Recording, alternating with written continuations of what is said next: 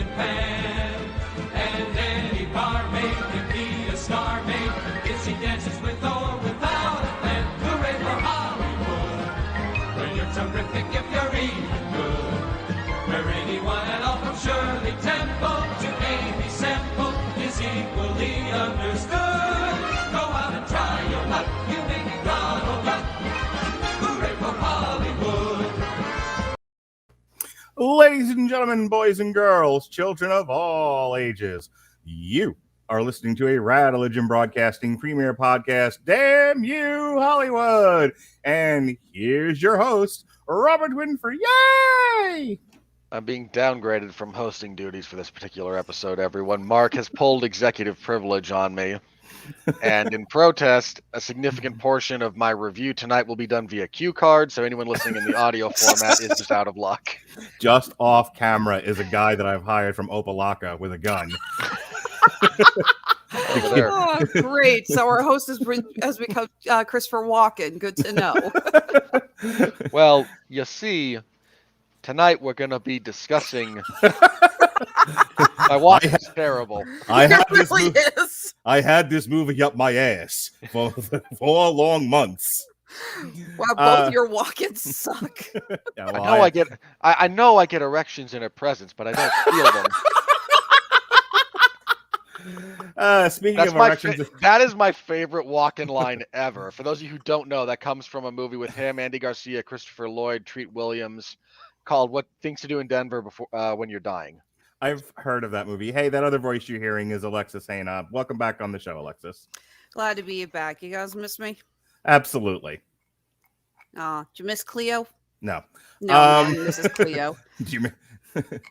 All right. So I missed Cleo. Aw. I was waiting for you to say you did. You're the other dog person on this show. I am. All right, Robert. Before I take away your hosting duties, because this is yet again.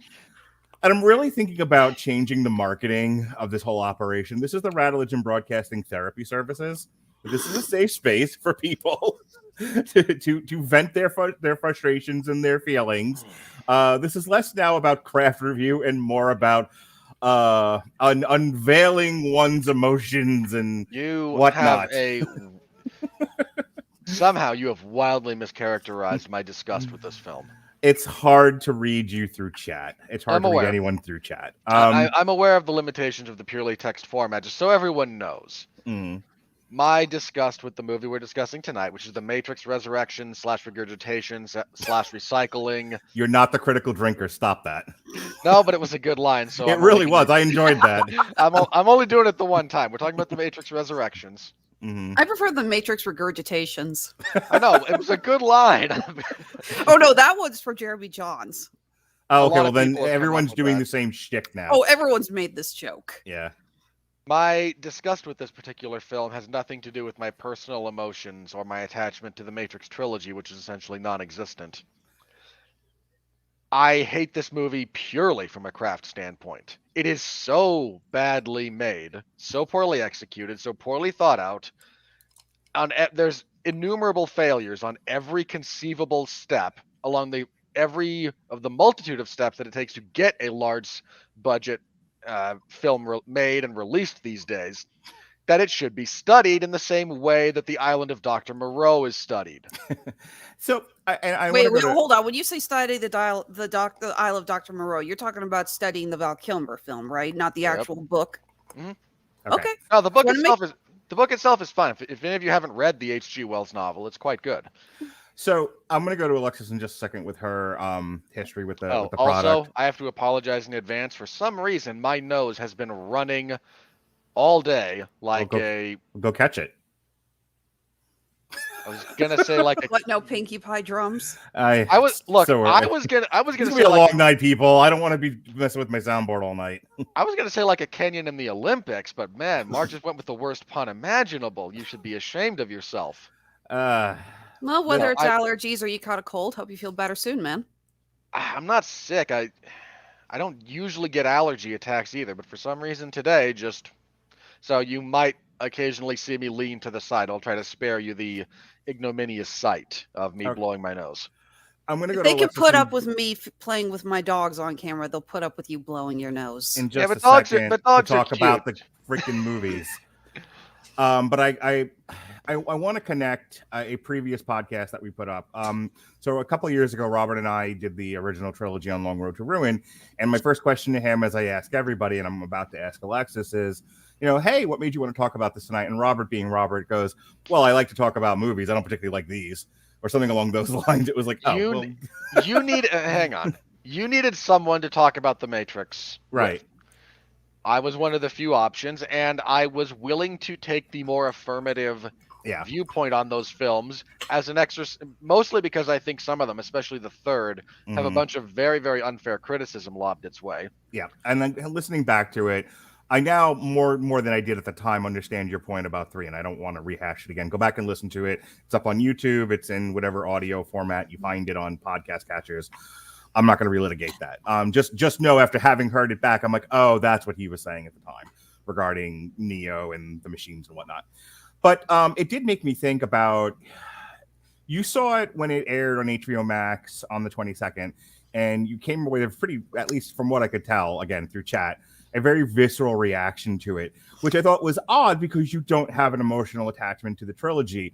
So I'm just like, in 50 words or less, just kind of fill in that gap for me. How did we go from, I don't really care about this, I just like talking movies, to something that seemingly offended you to the core?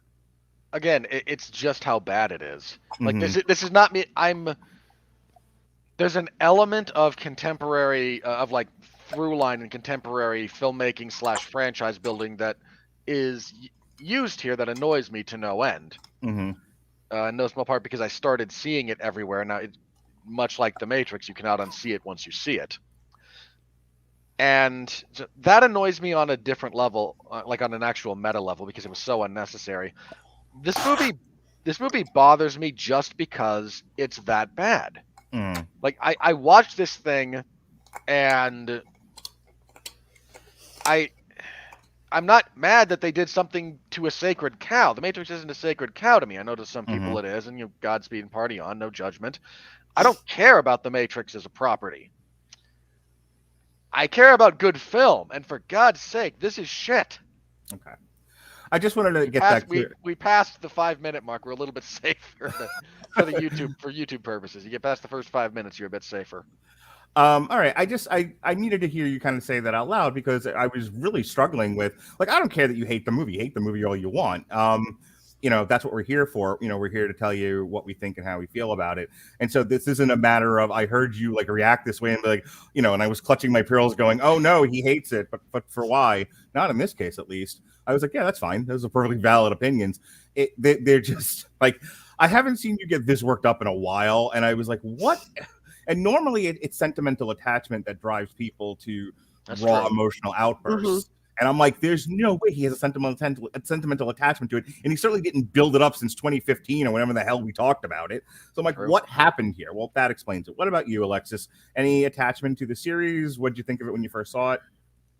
The Matrix was a huge part of my teenage years. When the first one came out, it was kind of like the de facto everyone's talking about it movie. Everyone was parodying it. Everyone was quoting it. I remember a guy who ran for student council president, and his campaign slogan was simply, "There is no spoon." It had nothing to do with the campaign or what he was going to do as president. He was just launching off of that quote. I'm going to need you to give me his name when this is over, because I want to friend him on Facebook. I'm not even friends with him on Facebook. That's my kind of guy.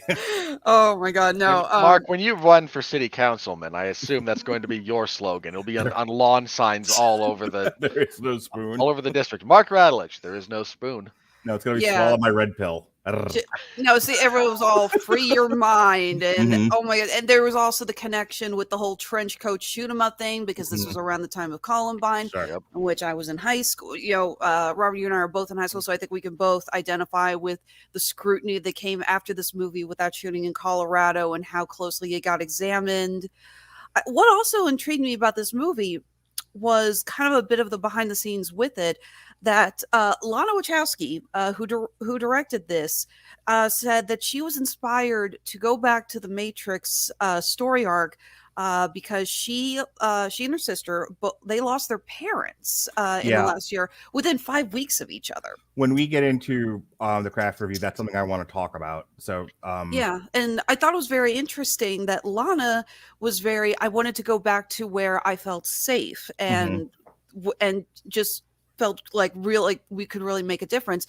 Her sister Lily, I believe is the name of the other Wachowski. No idea. Actually did this big thing where she said she wasn't going to be involved with it because she said she wanted to move past it to deal with her grief. She was talking about how she said, if I go back to the Matrix, then I am going back to what I was like before I transitioned, before we had kind of found ourselves and our style and what we wanted to do with our lives. And it's very interesting to compare these two women and they are trans women, you know, getting at that, make sure we're accurate on that.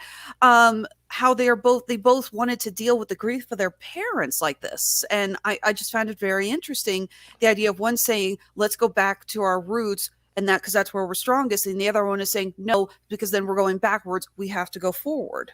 I can absolutely, and I want to come back to this, so I don't want to spend too long on it right this second, but I can see where Lily is coming from. The idea of, especially, and again, I don't want to do too much on this, but in terms of transitioning, being a trans person and feeling like, forever I was in the wrong skin, feeling like I'm in the wrong body, and I've now made that transition and I'm moving on with my life, and to have to go back to a pre-trans moment in my life, even to celebrate and recreate something like the Matrix, I can see where Lily is coming from.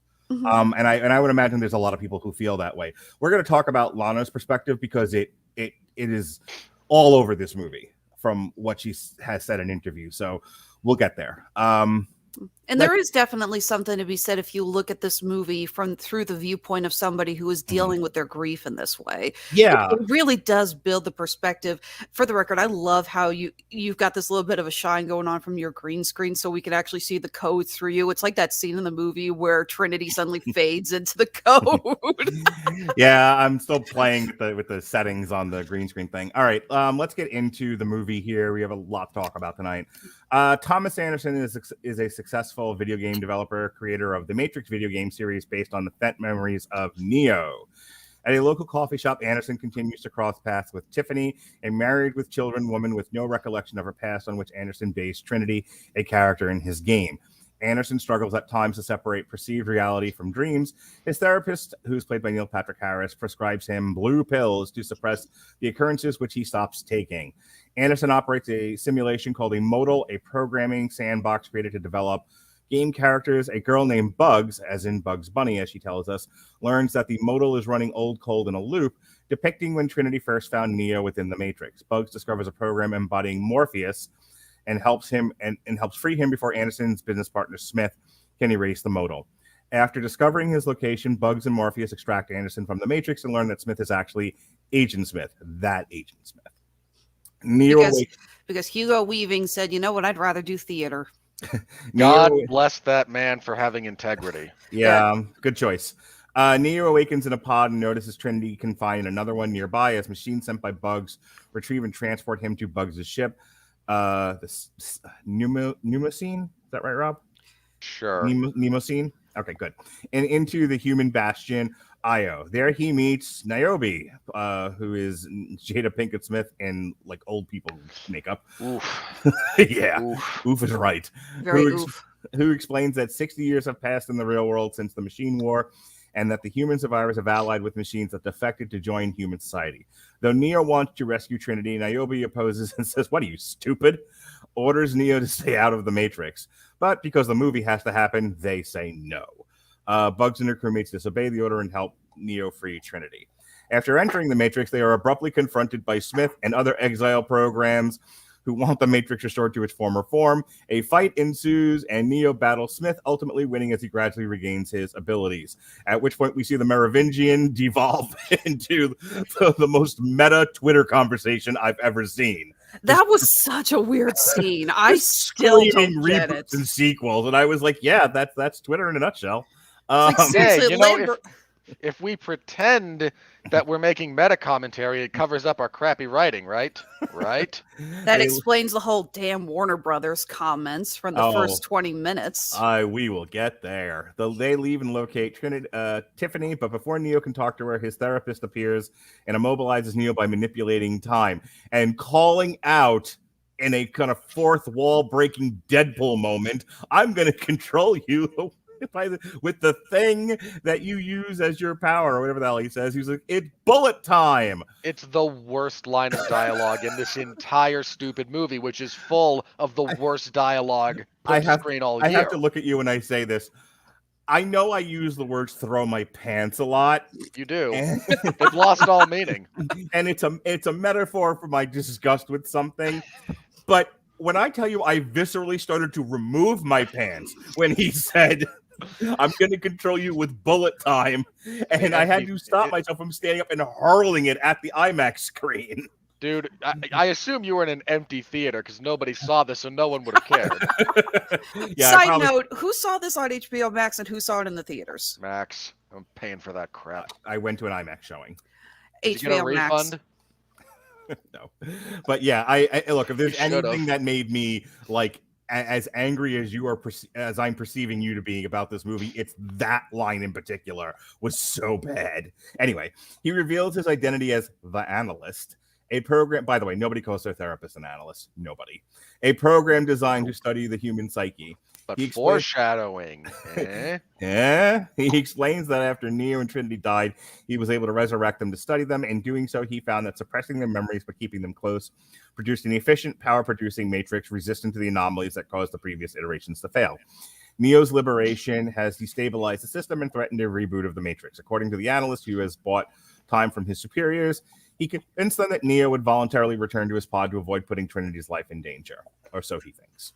Neo and Bugs forcibly exit the Matrix when another ship sent by Niobe brings the ship back to Io. Niobe takes Neo to Sadi, an exile program he previously met, whose parents were killed by the machines. Seeking revenge, Sadi helps devise a plan to free Trinity. Back in the Matrix, Neo offers a deal to the Analyst that if he fails to convince Trinity to remember the past and voluntarily leave the Matrix, he would agree to return to his pod. The Analyst accepts, because of course he does. This movie pretty much is just plot point, technobabble. If you have to look up Wikipedia to understand what's going on in a movie, you have failed as a director. I'm sorry, Lana. On every level. As Neo tries to convince, we're so close. As Neo tries to convince Tiffany she's part of the Matrix. Welcome to my pain. She's part of the Matrix. Her family appears, enticing her to stay. She initially gives in, but eventually rejects them, recalling her true identity as Trinity. As the Analyst attempts to kill her, Smith intercedes, seeking revenge for his own imprisonment, which gives Neo, Trinity, and the others time to escape. Being the last waiting to be extracted, Neo and Trinity become cornered atop a skyscraper.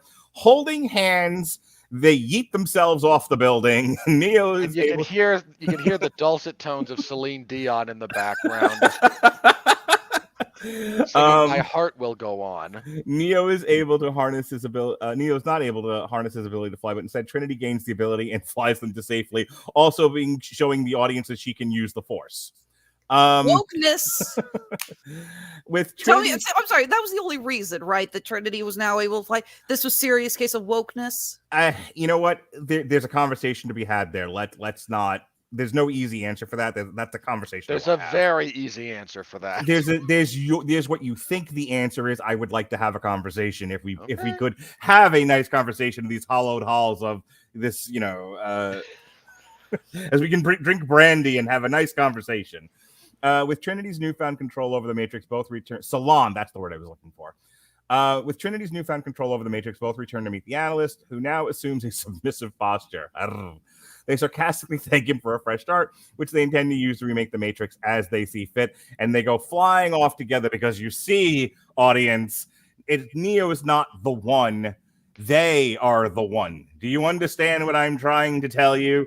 Neo and Trinity, they are the one. They can only be together in this and not separate. Don't you understand? All right, Robert, it's your turn. Please share your thoughts on this movie. I can't say a single positive thing about any second of film related to this movie. Not a single positive thing. Not even any of the performances? Nope. Honestly, I like Jonathan Groff as the bad guy. You are dying on that hill alone. Well, he's no Hugo Weaving. I mean, he's not just not Hugo Weaving. First of all, if you're going to try it, you can't recast Agent Smith. If you can't get Hugo Weaving back, write a different character. They're agents, they're interchangeable, nobody cares. If this is Agent Scott instead of Agent Smith, no one cares. And no one will even ask questions about it because like the fate of Agent Smith was the most definite thing about the original trilogy when he was forcibly deleted. Like that's no one would care. But instead, you recast the role as this used tissue of a performance, utterly devoid of menace, utterly devoid of gravitas, utterly devoid of charisma, screen presence, physicality, anything. That guy brought nothing. The role is terribly written. If this is supposed to be Agent Smith, why does this program behave nothing like the original program that this is ostensibly it's supposed to be the same character? So why does he do nothing in character with every other iteration? Because you're a terrible writer who just wanted to grab bag on nostalgia, which is the watchword for this entire godforsaken excuse to flush hundreds of millions of dollars down the toilet.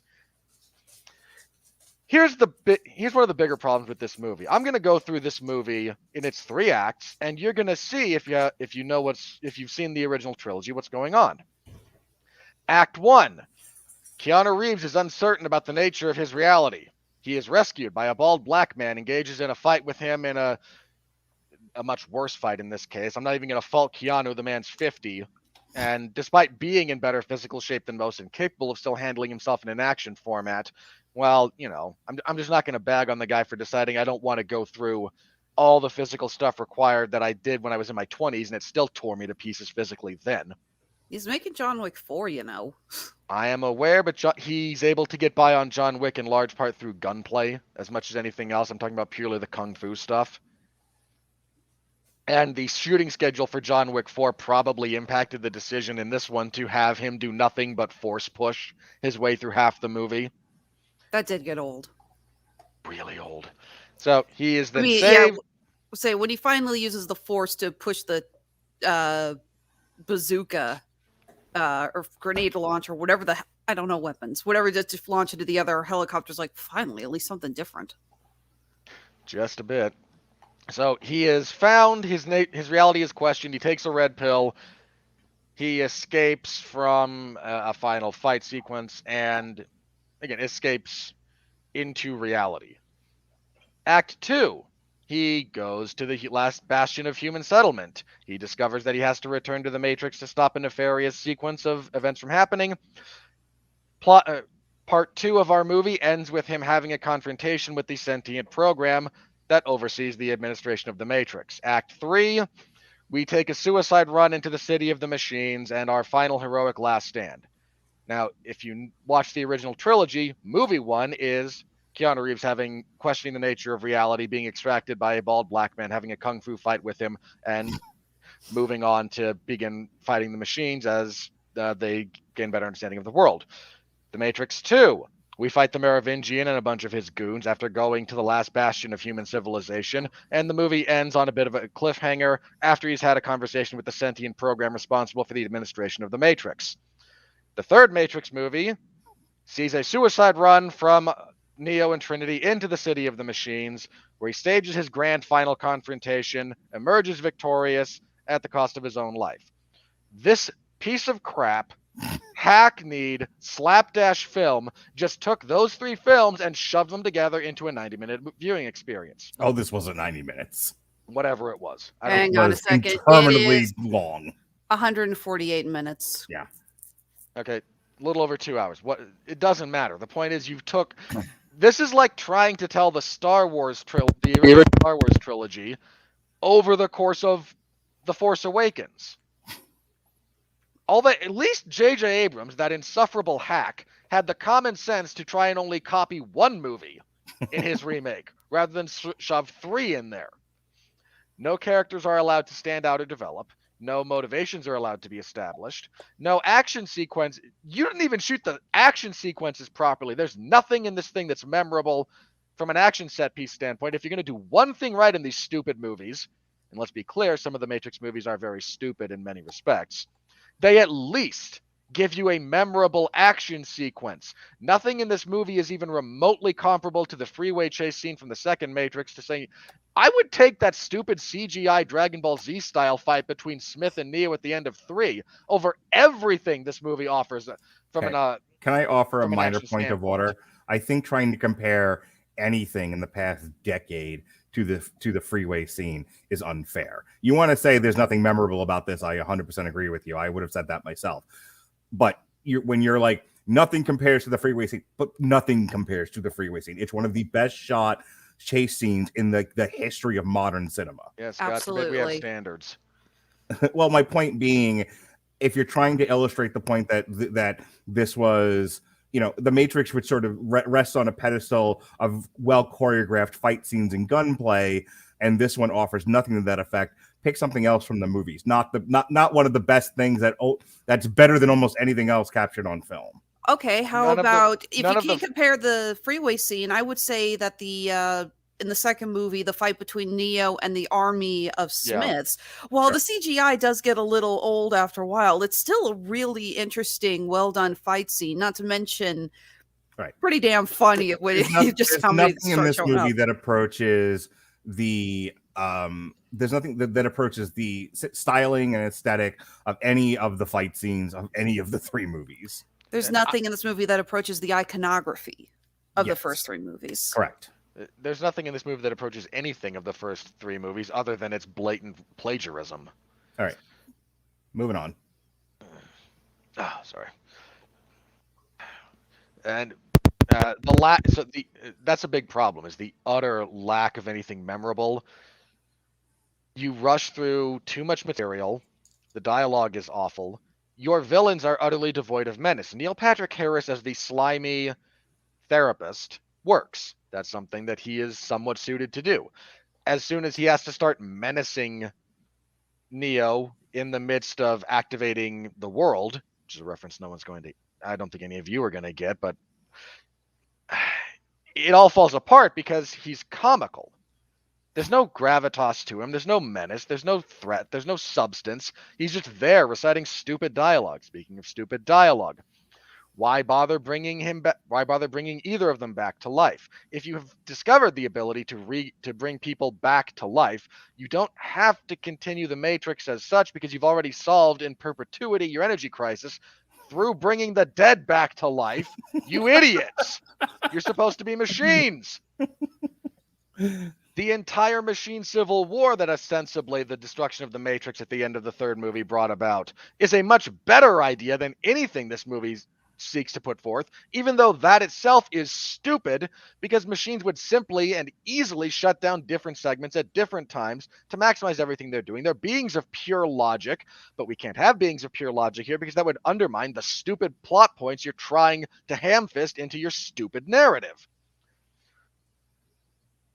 The callbacks are nothing but they're bad fan service, not even good fan service. I mean, I didn't like No Way Home as a general rule, but at least the fan service in there made sense. Here it's just like, hey, sure, this sentient program that was a child when Neo interacted with it in the 3rd film is back. Because you remember that, don't you? Well, maybe. Or maybe not. You seriously didn't like No Way Home? As a matter of personal enjoyment, it was eh. And you can hear all about it in the review we did weeks ago. Continue, Robert. Well, I didn't get to be in that because it was overpopulated already.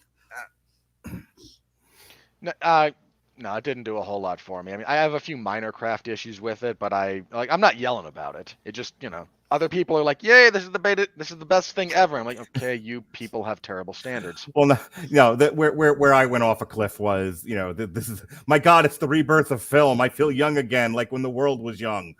Please stop. I just sat back and said, "Finally, Redeemer from Black Widow and the Eternals." Yeah, it was a perfectly lovely movie. Go on, Robert.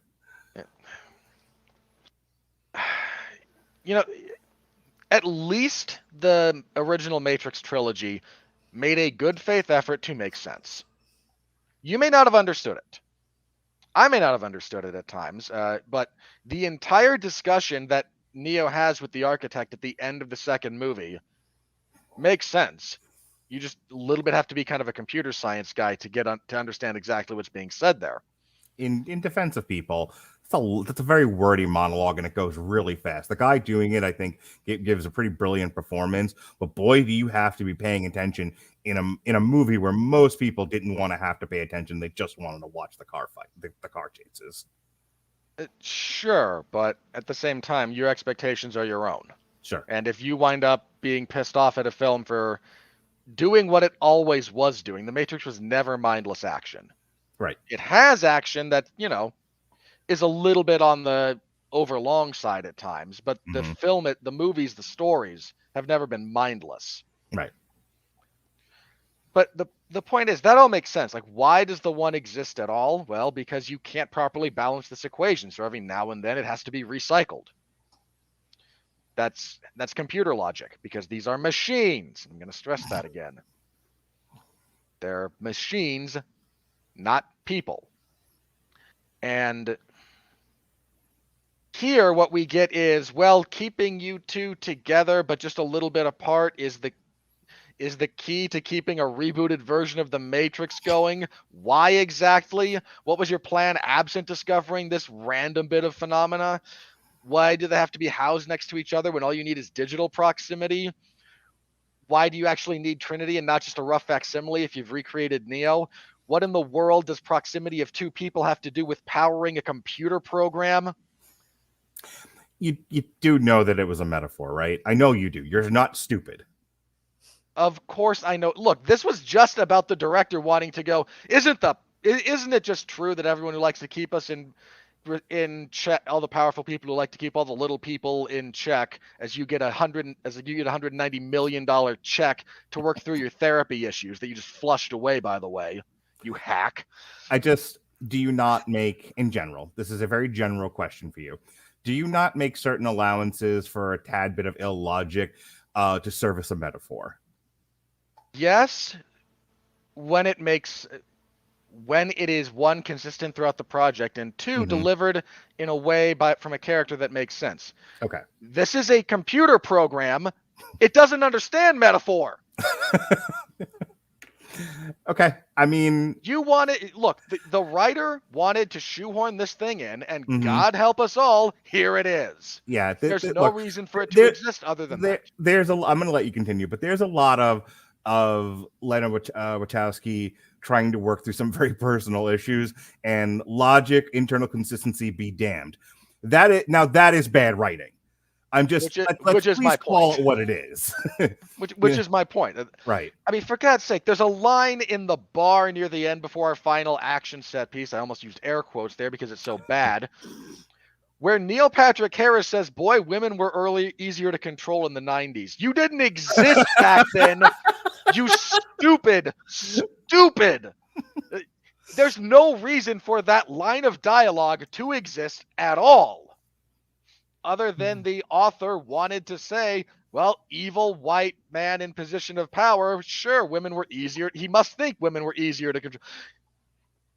One of the things that I've come to appreciate more about the original Matrix trilogy over time, I don't know which of them wrote for the machines, but God bless them, they wrote characters that sounded like machines. They were inhuman. It's one of the interesting things about Agent Smith. As his virus spirals out of control, he becomes more emotional. He becomes unstable. He becomes more human, paralleling Neo, the human, becoming more and more and more machine-like as they go through that story. And it's a nice little bit of writing. If I might quote George Lucas, it's like poetry. It kind of rhymes. But that was every other instance of them interacting with machines feels like them interacting with machines. They interact with the Merovingian. He does not feel like a human. He very much feels like what he's supposed to feel like. A pompous jerk who loves the sound of his own voice. Yes. I love the Merovingian. I know you do. My favorite character in the entire trilogy. That's because he's the only one whose personal philosophy you really understood or agreed with. And Monica Bellucci. Well, that's for an entirely different reason. You dirty old I man. still watch that scene and I go, that dress just makes my skin crawl. It looks so uncomfortable. I don't want to know how much baby powder you have to put on to put on that thing. I agree with you, Alexis. She should have taken it off in that scene. Oh, go watch Dracula. You see her tits in that one. Do you really? Mark, which Dracula are we talking about? The Gary Oldman one. She's one of Dracula's brides. Oh, it's been so long since I've watched that one. All right, 5 more minutes, Robert, and then we do have to move this on. Yeah. Exercise your demons. And I'm watching the clock. Yeah. The point there is Neil Patrick Harris in this never feels like a machine.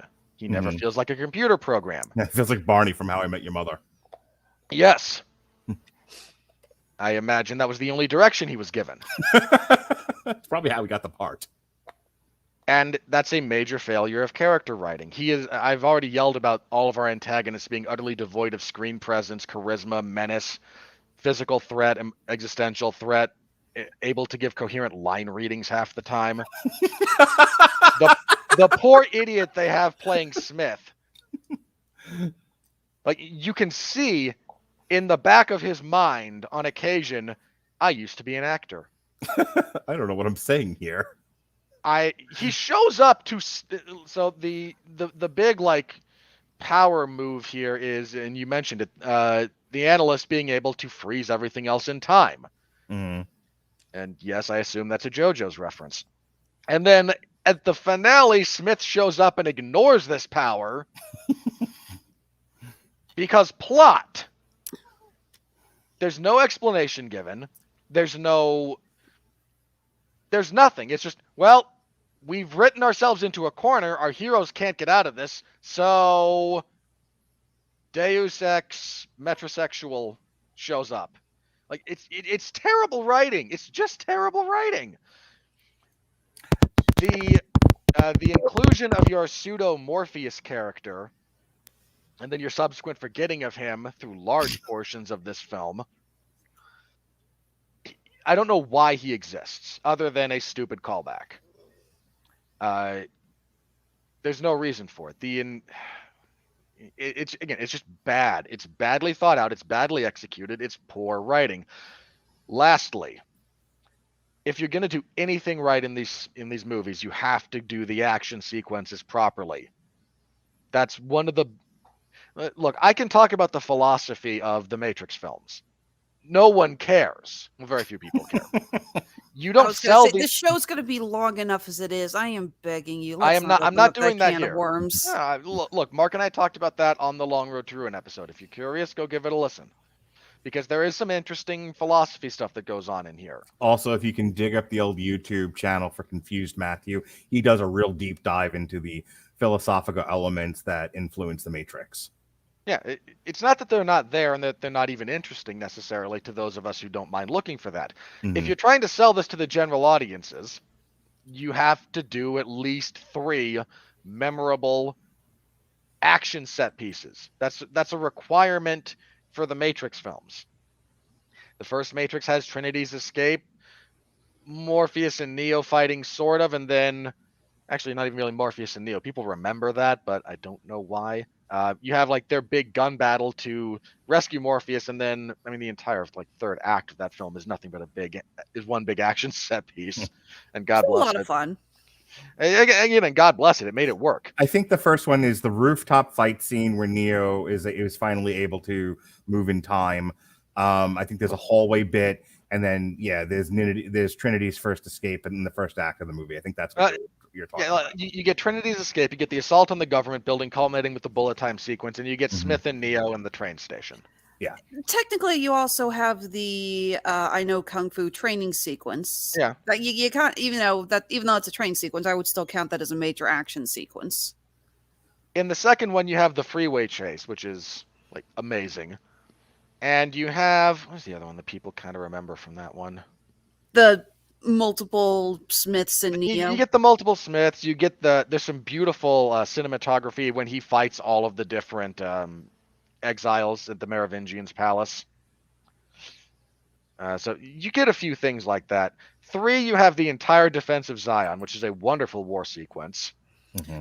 I still remember being in the audience and the scene where this the drones come in and basically form like a murmuration, as it were. I remember hearing everyone in the audience going, "Whoa!" Just they were so impressed with how cool that looked. Yeah, you've got something. There's nothing here even remotely like that. The action is not shot well. And again, I'll give Keanu a little bit of slack because 1, he's older, and 2, his shooting schedule for this had to be fairly limited given that he's somehow, I say somehow not to demean his abilities, but his career renaissance is something of a remarkable occurrence. Like 10 years ago, would you have imagined he would sign the guy who was best known as either Neo from a 10-year-old franchise at that point, or Bill and Ted? And what he's done with his career lately is, again, it's remarkable. And I mean, that's a compliment. Oh, I mentioned at that Christmas, I said how I actually was looking forward to seeing this movie solely on the grounds of I need more Keanu Reeves in my life. And I remember my mother, my aunt, and one of my uncles just turning and looking at me going, "You need what?" They could not believe I was openly saying, "I want more Keanu Reeves." It's like, because again, they were either thinking it was Neo or Bill or Ted from Bill and Ted. They just could not fathom why anyone would want to see more of this actor. Yeah, so again, his turnaround there is rather remarkable. But we don't get any really good fight scenes between him and any of the Smiths, either Smith or any of the other. The entire sequence where they fight all of the exiles is cut to hell. It's borderline unfollowable action. He just does a lot of force pushing. And again, if he just didn't want to physically, or the schedule didn't allow for anything more than that, I understand the limitations. I'm just going to call it depressing and disappointing because it is. A lot of the fights choreography was also copied nearly verbatim from previous movies. You get the scene where Smith punches through the pillar. That is shot almost identical to the subway scene where Smith punches through a pillar. I'm convinced that they didn't actually have enough story for this full movie, so they just spliced in old footage to extend the runtime. Like, it's almost as lazy as when Uwe Boll literally put footage from a video game into one of his video game adaptation films. All right, it's pathetic in so many ways. Alexis, you got to wrap, dude. I know. Last thing, because it's the last bit of this movie. The chase sequence at the end with all the zombies coming at them, and let's call them what they are, they're zombies. Andre said the same thing. He looked up at the screen and said, "So when did we suddenly get into a zombie movie?" That entire concept is utterly unutilized in any sort of real way, and the long-term repercussions of being able to activate it that way don't make any degree of sense within the internal logic of the world. It's shot badly. It's cut badly. Nothing has any sense of space or place.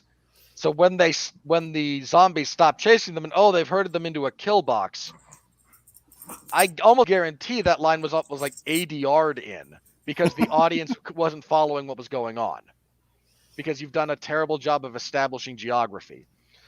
Your finale sequence is really, like, your coda here at the end is really, really stupid.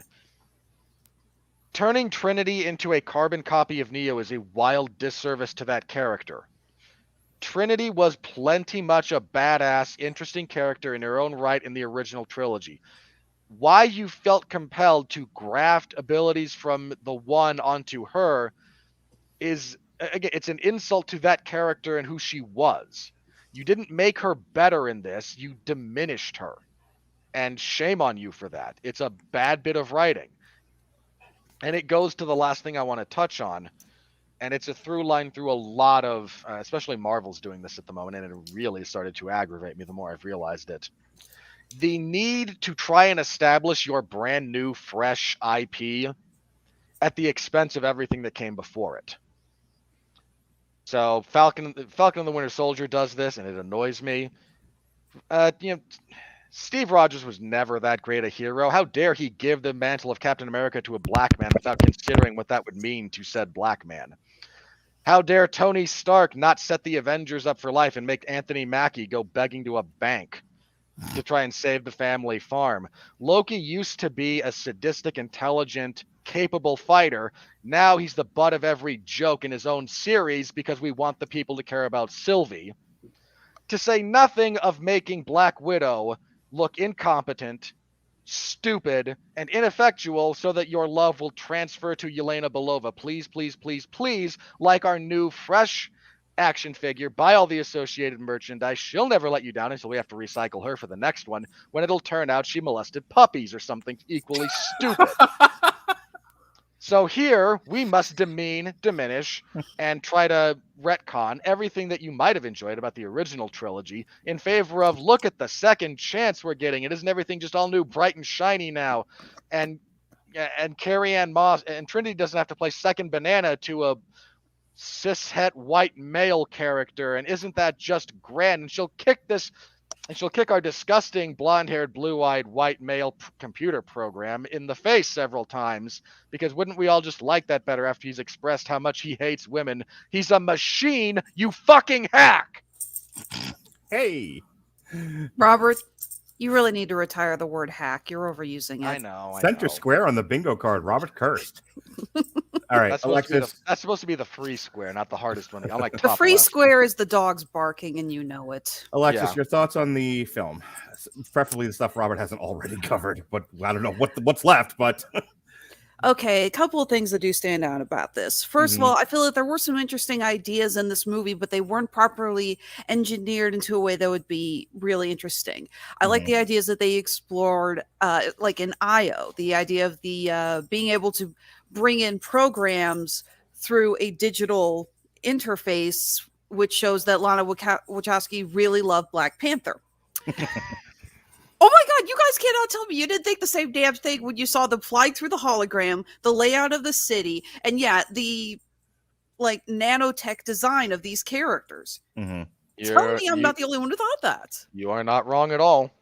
But And again, I imagine Disney is suing them as we speak. But again, I thought those were some cool ideas. I thought there were some clever ideas.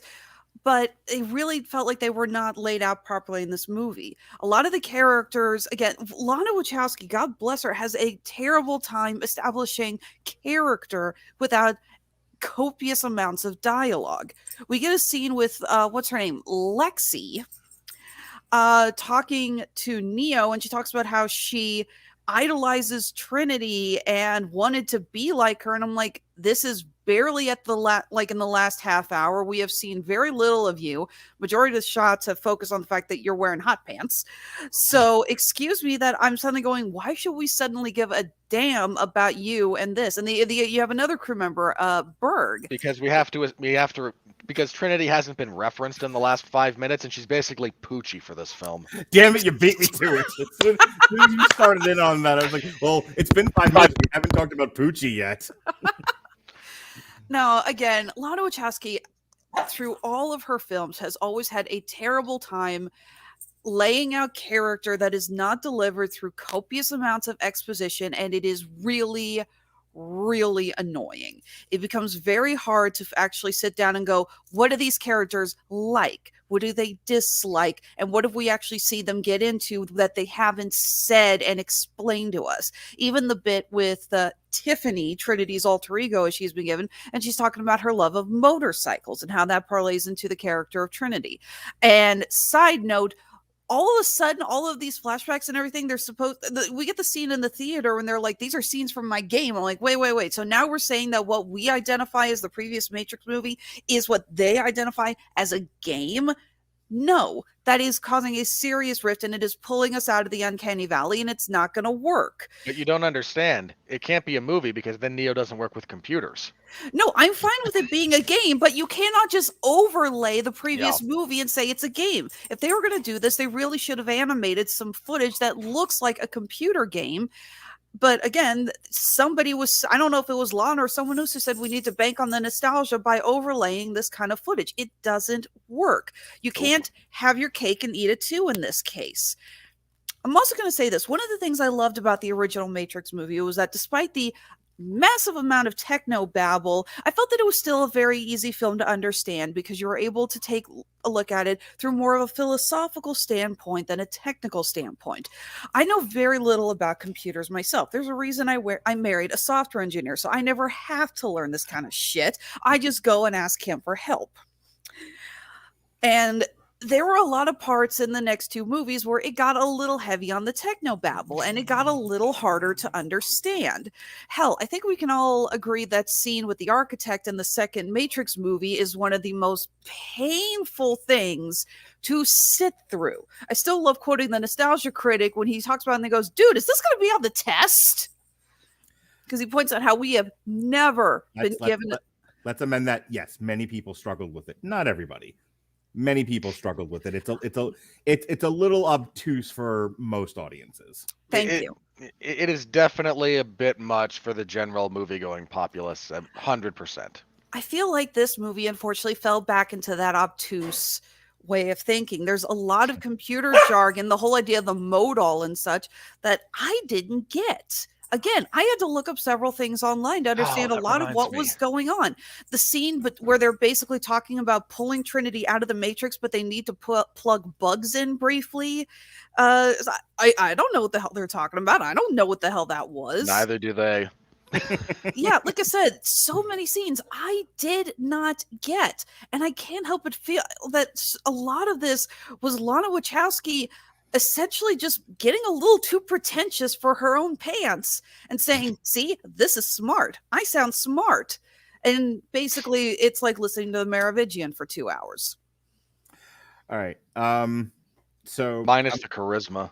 I'm going to do kind of a good, bad, and ugly here because there were like literally like one thing a piece in those categories for me to talk about. And then we're going to move this on. I like the first about 30 minutes of this when this was sort of a meta. Maybe there's hang on because you and I disagree about this, and it's one of these where maybe you're right, maybe I'm right. Lana's not here to tell us who's right. I get where you're coming from when you said you like the first 30 minutes. Mm-hmm. I think there's at least a germ of an idea in the first 30 minutes about the entire creative process as it relates to Hollywood in its current iteration. I think that exists there, and you know, if you're going to make someone question reality, that's not hard to do. There were two things going on in that first 30 minutes, and both things I liked. One was sort of the meta satire, maybe self-aware, maybe not self-aware, depending on how cynical you are, of what this is. And it goes to something that happened in real life. I'm only touching on this. I don't want to generate a whole other side discussion about this. That Warner Brothers was basically told at least one of the Wachowskis, look, we're making this Matrix movie whether you're on board or not. So, you know, either get on board and do it, or get out of the way, and we'll get, and we'll get Brett Ratner or somebody. And I'm sure Bryan Singer would love to get his hands on it. Or the guy that directed Welcome to Raccoon City. I'm sure he would love it. I just listened to that back today. Ooh. Anyway, they were like, get on board or get out of the way. And she was like, well, I don't want to hand this, this project that I love and that has really defined me in my career and about the only good thing that I've done. Literally on record to somebody else. And then, God only knows what they'll do to it. So I'll find a way to make this work for me. And then I'll get to the second thing about that in a second. And then having the kind of the balls to do like a Family Guy and address it in the movie where they have Smith basically say like, we're remaking the Matrix, either get on board or get out of the way and we'll do it without you. And like, okay. I was laughing at that. I was having a good time, with that sort of level of self-awareness or perceived self-awareness. I like the meta-ness of the whole thing. The second thing about that whole first 30 minutes is Robert and I often talk about how like disassociation, schizophrenia, psychosis is generally not handled well in film. People don't understand it. As much as we've got more opportunities for mental health assistance than we've ever had before, especially since the pandemic. Now you can just get on your computer and do it. It's still one of those things that people grossly misunderstand. mental illness is not something people are comfortable with. They don't get it. I work with people who still seem to think that therapy is magic. So I, whatever. And I actually did think that they handled Neo's disassociation or perceived disassociation in the first 30 minutes of this pretty well. He, unlike one of the other movies we watched recently. I Lock and Key. Actually, just listened to that back today as well. We were talking about the one character who can't figure out what's going on in his own brain. I'm like, that's not what that looks like. What's really going on with Neo very much is where you're almost like timid and afraid to talk to people because you really don't know what's happening around you. I thought Keanu Reeves did a good job of portraying it. I thought the writing did a good job of characterizing it. And when Neo wakes up in the pod, from that point on, I think the movie sucks. I'm with Robert. There's nothing good about this movie. The movie for me ended when they woke Neo up out of the pod. From that, I literally walked out of the theater. So this is the bad part. I walked out of the theater when he started fighting the poor bastard who got Walmart level Morpheus. Who's a great actor, and I wish I could. He was in Candyman, and he was terrific in that. And he's in The Watchmen. He's fantastic. Yeah, we were talking about this. Yeah, we loved him in Watchmen. Yahya Abdul-Mateen, poor man. Good. He's very really good actor. Yeah, he's an excellent actor. He's an excellent actor, and he's going to be in Ambulance next year for which is going to be the worst thing ever. Just the worst. Well, you're not having to review it. I got Ronnie to sit on that one. How'd you get Ronnie to sit in on a Michael Bay film? Ronnie likes to talk to me about movies, especially when Robert's not around. That's much as I love Ronnie, and I do. Ronnie likes amenable.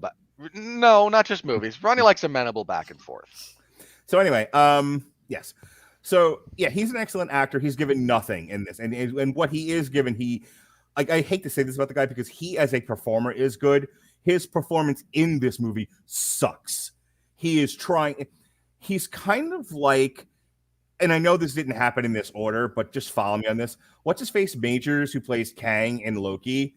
It's like he watched that performance and was like, okay, but what if I'm more jazzy about it? And I'm like, no. Like, I don't know if Lana just didn't direct him in those scenes or was just like, yeah, whatever you're doing is fine. You're a genius. But like him in the bathroom with Neo was terrible and took me out of the movie. And it felt like an SNL sketch. What if you attempted the speech patterns of Morpheus, but you did it with the jazzy inconsistency of Kang the Conqueror? Yeah, pretty much. I was like, yeah, this is all bad. You give the audience a migraine is what you do. Sometimes I feel like the only thing Lana took note of people's complaints about the previous movies was, okay, you guys want color. All right, we'll add color to this. Because I'm sorry, that's the one thing I noticed was an improvement on since the previous movie. So it's like gray, green, gray, green, gray, green. At least this movie was a little pretty. Yeah, at least this movie was a little prettier to look at. Sure, he has a fancy suit in the bathroom scene. It's marvelous. He was pimptacular. Who cares? Bugs is a nothing character, and I say that having PTSD from all the times Robert yelled, "This is a nothing film," and that's a nothing character at me.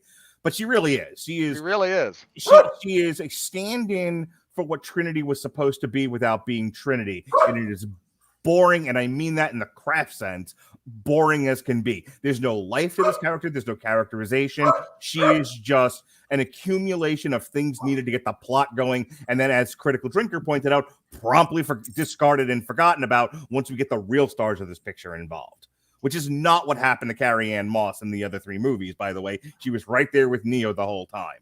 Look, so there's like a lack of balance in character presentation in this movie. I say this about Trinity in the original trilogy. Mm-hmm. She's not quite Ripley or Sarah Connor, but she's like barely, she's like half a rung below the great icons, but she is absolutely a wonderful character. Like anyone, this is one of those things that I really I disagree with when it comes to a lot of things. But the notion that, men won't see a movie with a badass female character or even a badass female lead, it's utter crap. I was like, here's the thing. We do. We do it all the time when when you're not gender swapped, something that is, I said this about Ghostbusters. No, I said this about Resident Evil. Sorry. When I was talking to Sean about Resident Evil, I said, don't take something that is precious to people, slap another name on it, or switch it around so that it's hard, it's unrecognizable to the people who hold it valuable. You're just inviting people to be pissed off at you. Yeah. There's plenty of, look, I was thinking about this with Scarlett Johansson, because David and I just reviewed Ghost in the Shell and a couple of other things. Oof. Like, they try with Scarlett Johansson, and sometimes it works and sometimes it doesn't. But it's not like she doesn't have her, Jennifer Garner, and a handful of others have had plenty of, freaking Angelina Jolie have had plenty of opportunities to be leading action women in roles. Sometimes it works, sometimes it doesn't. I got news for people. Sometimes it works for men. And I don't know if you know this or not, but not every male action movie works or is financially viable. There's a lot of bombs out there starring even big-time good old-fashioned action leads. For God's sake, Will Smith and Tom Cruise don't bat 1,000. No, they do not. So let's not get in the weeds on isn't it awful to be a woman? There's no parts out there. What was it? The one Red Letter Media thing I was watching where it was the idiot that runs Sony. When she was talking about Ghostbusters, and she's like, the whole thing is we just don't see women in movies anymore. She said that in 2016 in the lead up to Ghostbusters, by the way. So anyway, dumb then, it's dumber now. It certainly is, Ollie. A sentiment that has aged like milk. I don't need to rehash everything you guys said. There's not a memorable action scene in this, and like I said, I walked out when him and Morpheus started fighting. That's why I got off on a tangent. When he and Morpheus recreated the Kung Fu training scene, I was like, I'm done. And I walked out and I went to the bathroom. And I came back and I caught half the explanation for why Io was what it was. I actually liked the Jada Pinkett Smith's character in this. I know she pissed off a lot of people and frustrated others, but I don't know. I think her explanation for I've built this city, much like Jefferson Starship. Please don't wreck it with your own stupidity and your need to go rescue your girlfriend. Okay, hang on. Because I didn't go into detail on that, let me be clear about what my oof related to that character was. Mm-hmm. One, the aging makeup. It looks. Someone threw pancake batter on her and said, "Good enough." Pancake batter and a single contact lens. Yes. And whatever you do, don't move the left side of your face, or the whole thing falls apart. Right. Like that was her having to manually not move her face rather than a quality makeup job. Yeah. I don't object to her character logic. I actually agree with you. I think that's fine. Like, I busted my butt. Right. I created this haven. And if you go poking the bear that lives upstairs, you're going to unravel everything. Right. It'll come down and like that. I'm okay with that as a consistent motivation. I really am. My problem is, again, one, the makeup. Two, the line delivery is bad. Mm-hmm. Three, you could not have come up with a lazier character trope than you did here. Yeah, this is the barking sergeant in the police station. Yeah. Anyway, I want to talk about this last thing. So my reaction to Robert when it was over, when I saw Trinity fly and then do the bit where they go back and they say, "We're going to paint rainbows in the sky, ha ha, hee hee ho ho," and then they fly away together. So we're down with the message. Yeah, I was crying. I was laughing so hard. I needed to sit down and catch my breath because I couldn't stop. People were like, "What is so funny?" And I'm like, "Ha!" Didn't you see the movie? That's what's so funny. Okay, and I'm gonna say this, and Robert his head may spin around and spit pea soup. So bear with me. When I thought that Lana was trying to apologize for the previous Matrix movies in the sense of we focused on having this one male messiah Kung Fu Jesus lead, when I had an opportunity to have made that a woman and didn't take it. I was given this franchise, I was given this opportunity to make this great big budget movie, and I could have made it a woman, and I didn't. I did what everybody has done for 1,000 years of film. I made her the girlfriend instead of the lead, and now I want to have it. And now I'm getting a $200 million to correct the mistake I made in a time where I think there'll be an audience for it. And I went, boo! and not because I think I compared it to George Lucas. Stop apologizing for stuff you did that everyone liked just fine. If you feel the need to go back and correct something that 20 years later you're having a hard time living with, just make something new. I mean, George Lucas tried. He made Red Tails. It failed. No one likes anything else George Lucas has ever done. Fine. You take a swing at the bat, Lana. You go make a new kind of Matrix movie, but don't call it The Matrix, and this time make it a female lead. They tried. It was called Jupiter Ascending, and it was garbage. Boy, did it fail. It gave me and Jesse a good laugh, but it failed miserably. But here's the thing. There's a pretty big similarity between this movie and Jupiter Ascending. Mm-hmm. They only work as satire.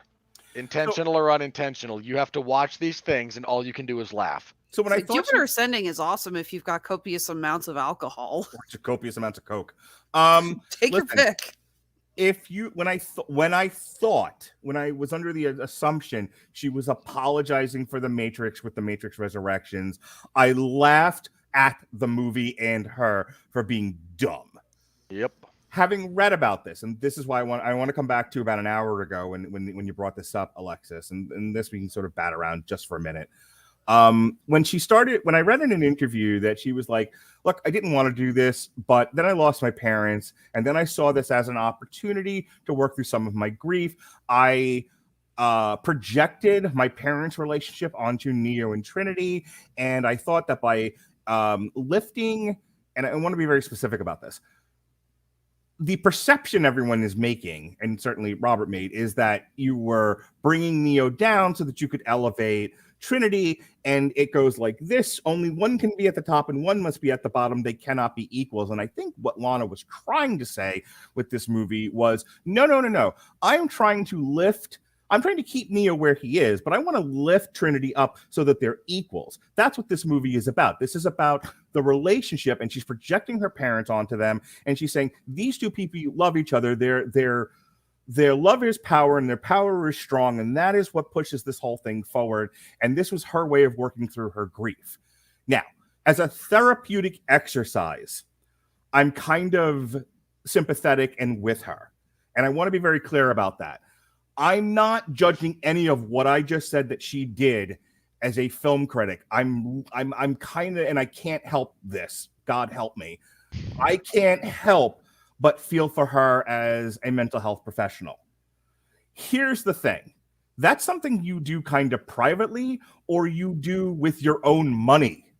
Okay, if you want to do a Kickstarter because you want to produce a film to work through your trauma, I'm with you, and I say, here's $1, I'll go do it, and I will watch it, and I will not judge you too harshly, even if it's bad, because I understand you're doing a therapeutic exercise. And you will insist that I not be on the review to and I will talk about it with Ronnie Adams of the Screaming Boy podcast.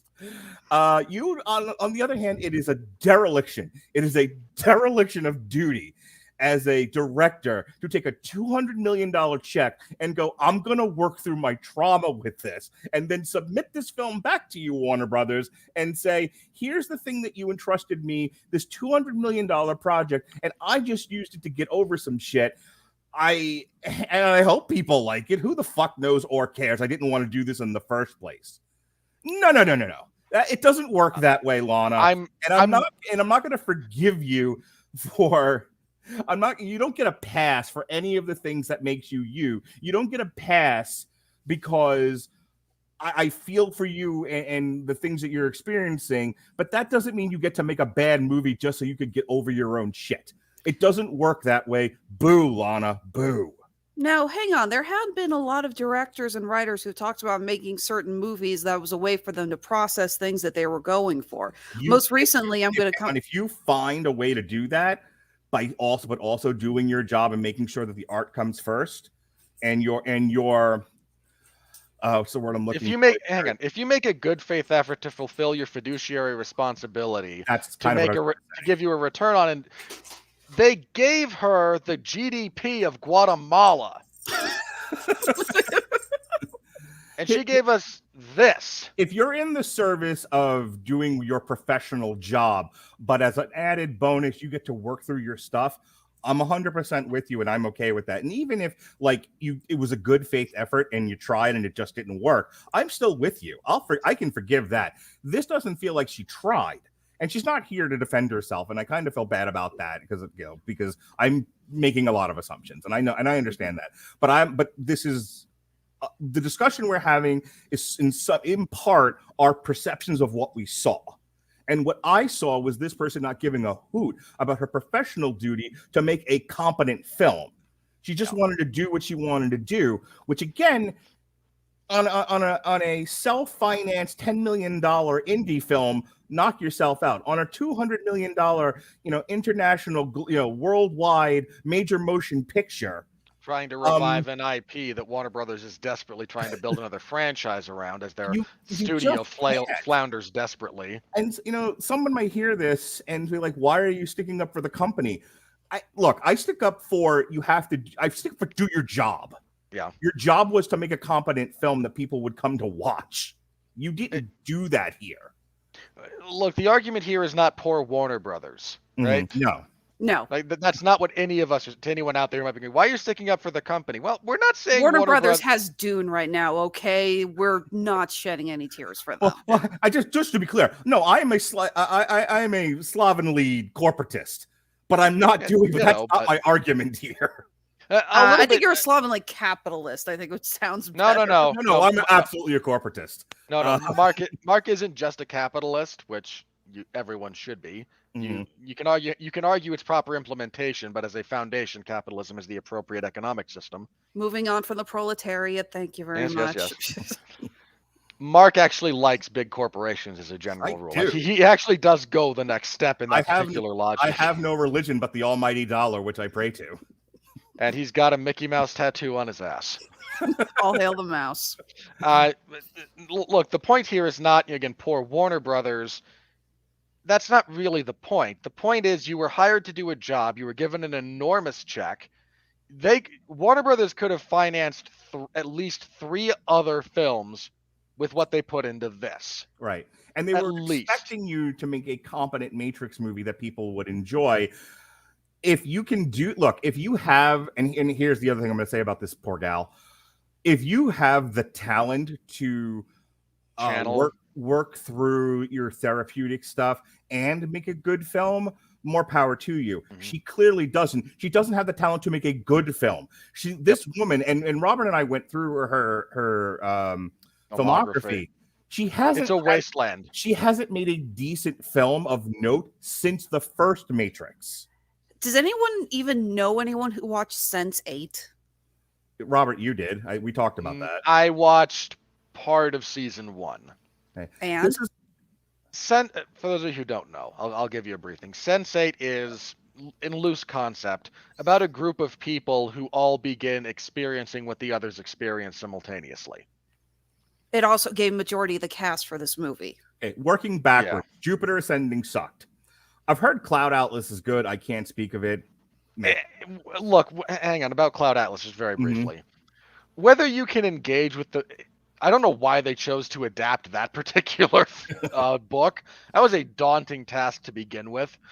Whether you're able to engage with that or not, there's serious issues of film competence, and irrespective of film competence, that thing cratered. Okay. Only looking at things she's directed. So again, Speed Racer. That's the next one. Speed Racer, which by all accounts sucked diddly yucks. She didn't direct The Invasion or V for Vendetta, which are their own conversations. And then we're into the Matrix movies. So again, I say, I don't think this woman has the talent to man a major motion picture like she was assigned to here. I think on the WB side, they thought, well, you had a hit with the Matrix. I'm sure this will be fine too. And I'm sure she was thinking, I had a hit with the Matrix. I'm sure this will be fine. And they were both wrong. So that's really all I have to say about that. To your point from like an hour and a half ago, Robert. Yeah, after having watched this on the day that I went to go see this, we had to have a plumber come out, and I almost stayed home because I needed to be here in case the plumber got here. And my wife was like, no, go see your movie. It'll be fine. If he comes while you're still out, I can deal with it. I think I can handle the plumber. I'm like, okie dokie. As it turns out, he didn't come until after I got home. But when it was over, I called my wife, and the first thing I said is, I love you. The second thing I said was, I should have just stayed home. This was a waste of time to watch on an IMAX screen, which is a biting commentary about the special effects and the action scenes in this movie. Not worth the extra space on the screen to bother with an IMAX showing, which makes me sad. We did talk briefly a couple of weeks ago about whether or not we thought that this film was going to get a pull to theaters. And we discussed how when Dune was released, there was this active word of mouth campaign of people saying, go see it in theaters. Right. You want to see these kind of special effects on the big screen. Matrix did not get that kind of campaign. There was, I did not see much of a pull for people to say, go see this in theaters. I've not seen people. Here's how you know how dead this was on arrival. The Twitter hashtag was not trending of its own accord. Like, people weren't talking about this. I don't know anyone that saw this other than, like, you guys. I don't know anyone who didn't see this that wasn't reviewing it necessarily. I don't know anyone that said much of a favorable thing about it. Minor correction there. I know someone who said it was better than the third of the original Matrix movies, and I disagree, but I can at least see the argument. That's a low hurdle to jump. Which is exactly what he said. It's the lowest of all possible bars, but it clears it. I was going to say that bar is almost as low as best video game film adaptation.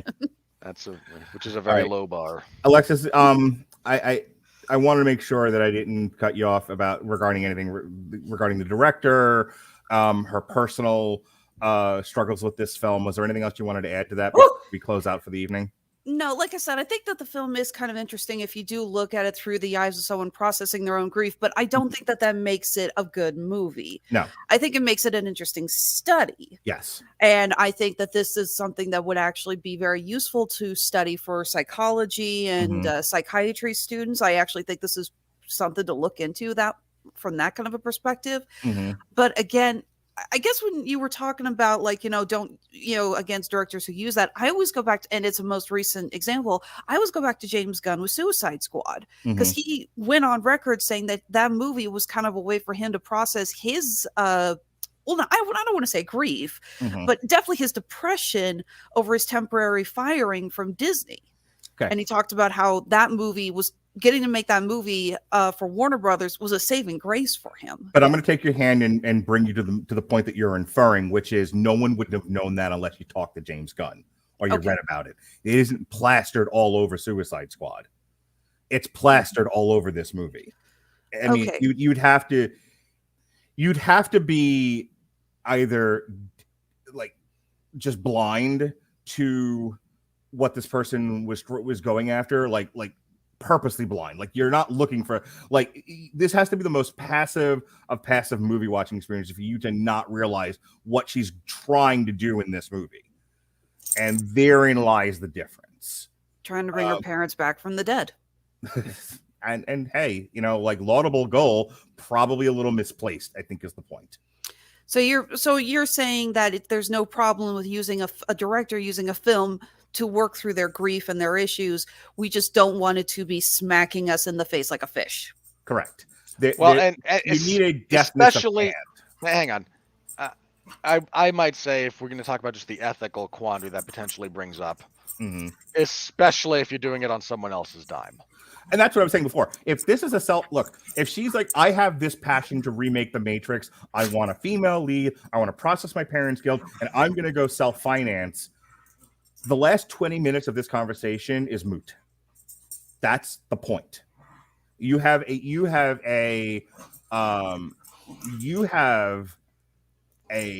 to honor the agreement you're making when it's somebody else's money. It's like, if I pay you to do something, Alexis, and you take the opportunity to do something else, with the money I paid you, that's the problem. I'm not even worried about what it is you did so much. Well, look, here's a nice little analogy. If I pay you to re-roof my house, and instead you remodeled the bathroom because you and your father had a long-standing goal of remodeling a bathroom together, and he passed recently, and I come home and I go, why'd you remodel my bathroom? Well, don't you understand? This was how I processed my grief, and I will share my sympathies with you. Losing a parent is terrible. I haven't lost either of mine yet, thank God. But I paid you to fix my roof. There's the point. All right. With that said, here comes the lack of money. We're in the money. We're in the money.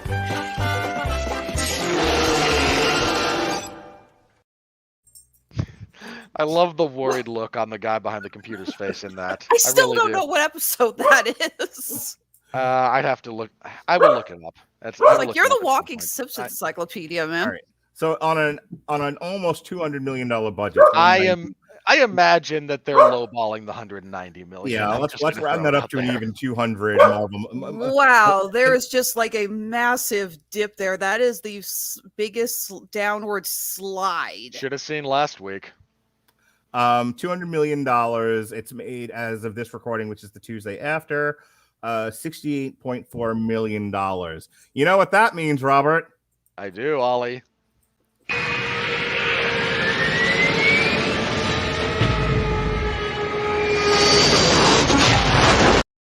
At least financially. However, it didn't win the weekend either. It finished behind Sing 2.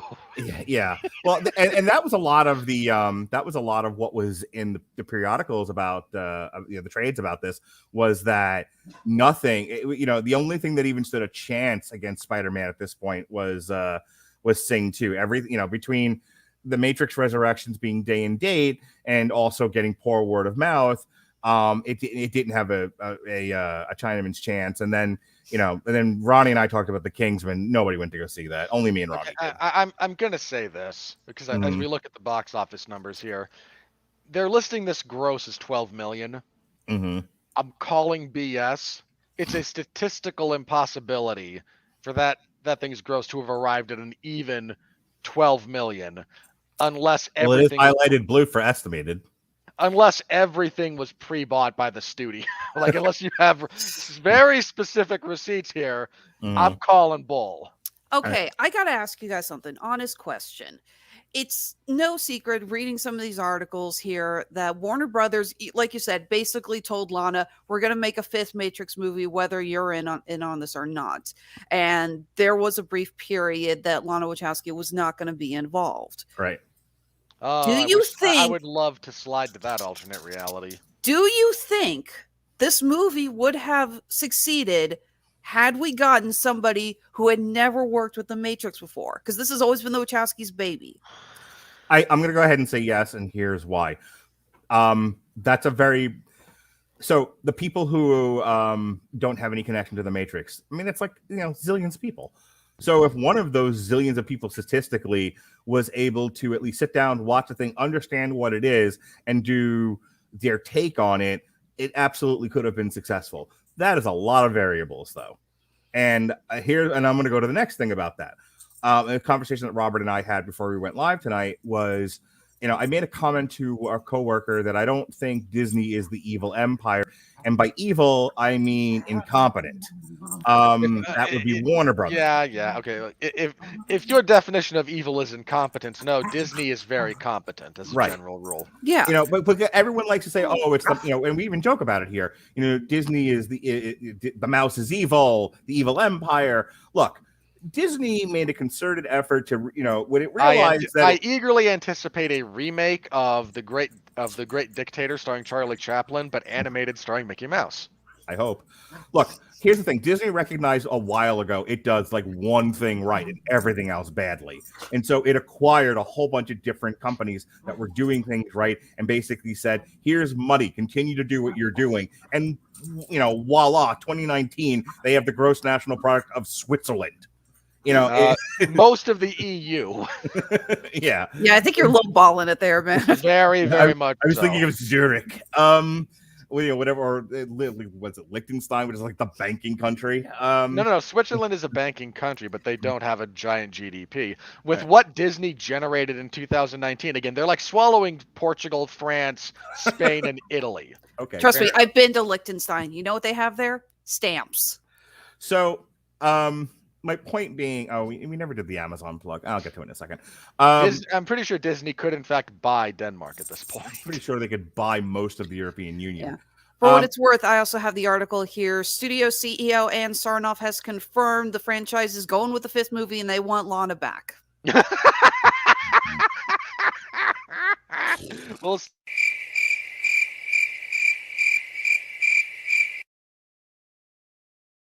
did the crickets really work when you make Robert laugh like that?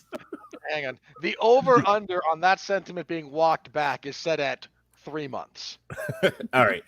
Anyway, the point that I was getting to before we get back into the money here is that when I said the evil empire is not Disney, Disney made all the right moves and has been rewarded with, monstrous success. I'm not going to call them the evil empire. The evil empire is Warner Brothers, who had every opportunity to get a win, fumbles the ball, kicks it into the parking lot, and then walked into oncoming traffic. I mean, they are Disney is so the evil, terribly mismanaged. It hurts me. Disney is the evil empire. They're just the evil empire that works. Warner Brothers is the evil empire that you look at if you're the plucky underdog rebels going, we're not the underdogs, are we? Like these people couldn't manage their way out of a wet paper bag. We got this. When you make Sony look competent, just give up. Just look for a buyer. See if Really? Amazon will take you.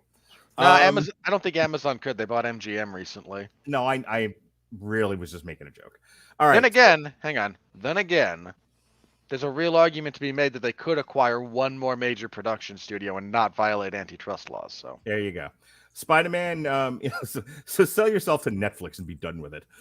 Spider-Man No Way Home repeated in its second frame and is looking to be like the most profitable movie ever. Well, for Sony, statistic. For Sony, it's the most profitable movie ever. Yeah.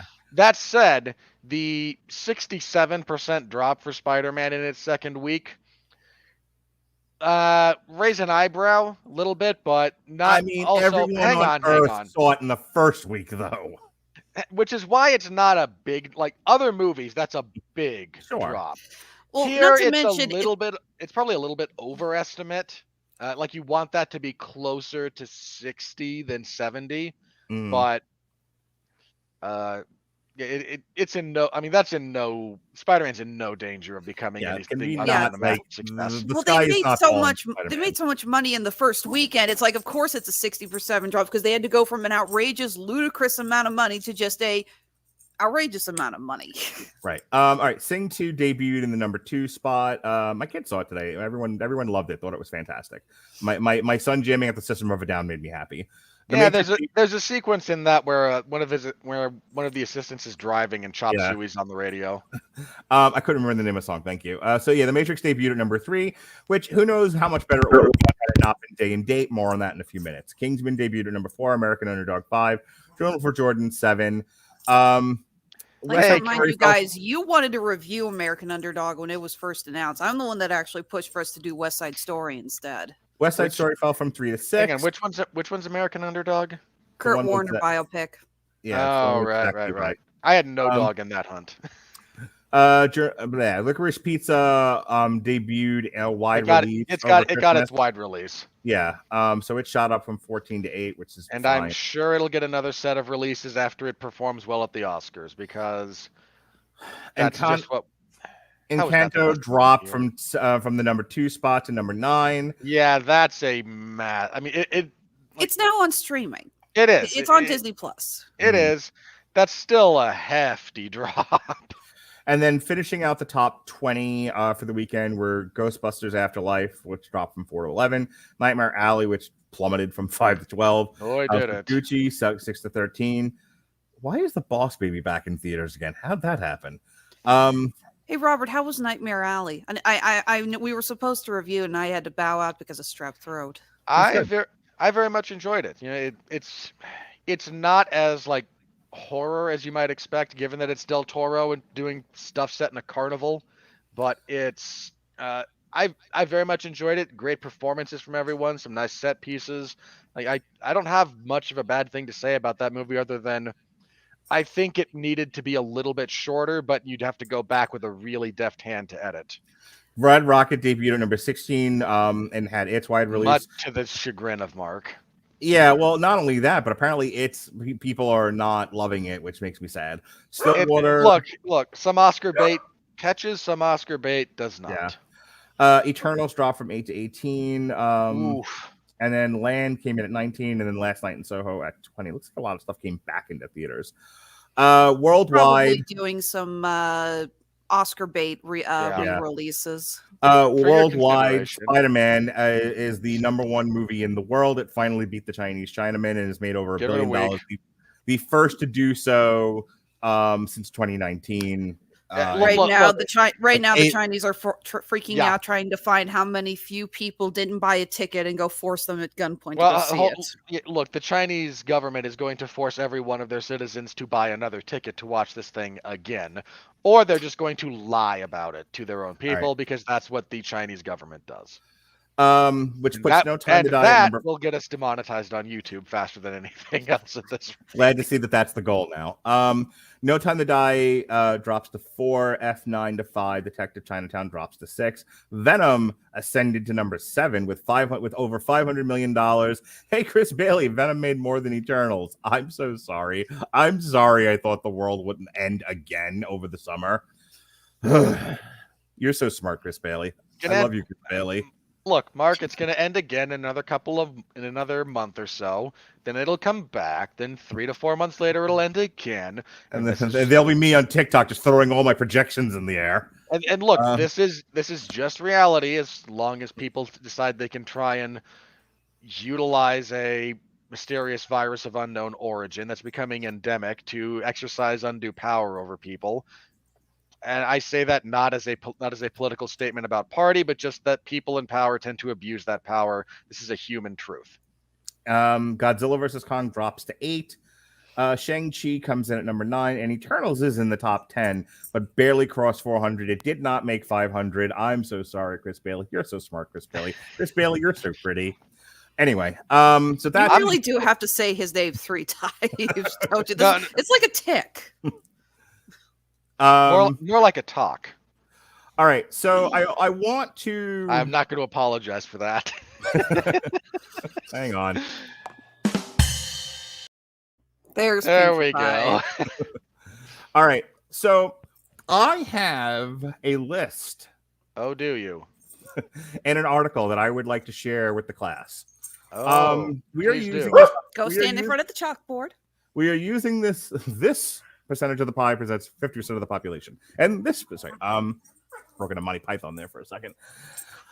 I want to talk about the HBO Max day and date experiment. At the end of 2020, they yeeted all their pictures onto HBO Max day and date. Okay, look, if I have to retire hack, you have to stop saying yeet, which is I have to say yeet as many times as you say hack, and I've got like 10 years to catch up on. So let's yeet forward. No, not even if you do accept that's something of a word, that's not how you use it. Anyway, so they threw all their crap onto HBO Max because who knew what was happening? This is pre-vaccines being available. This is without knowing at all what was going to happen with the COVID virus. And so they were like, well, after how 2020 went, where we had to keep delaying everything for months on end, we have to find a way to release this somehow and make some decent amount of money off of it.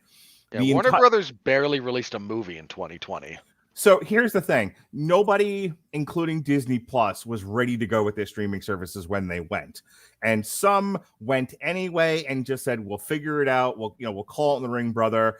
And then COVID happens and lockdowns happen. And everyone's going, oh, God, we don't have a distribution model to deal with this. And we're sitting on millions and millions of dollars worth of pictures and quick launch their streaming services to try to make some hay out of this whole thing.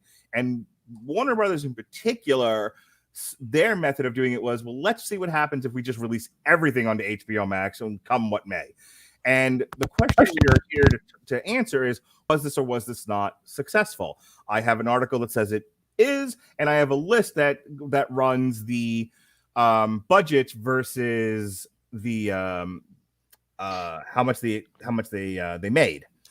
And it's interesting. I'm just going to share this with you. Let's see if I can find it again. So I got the article up here. Thank you for sending us a link. Thanks for that, Cleo. Okay. So I'm gonna whip through this. Name of the movie, budget, and then box office. You want to just share your screen? I suppose. Probably would make it easier. Okay. I mean, it's like I said. You said you wanted to share with the class. I speak for the people, Mark. You speak. I was gonna say. All right. I mean, there it is. As best I can give it to you. All right. So The Little Thing, starting at the beginning of 2021, The Little Things has a budget of $30 million.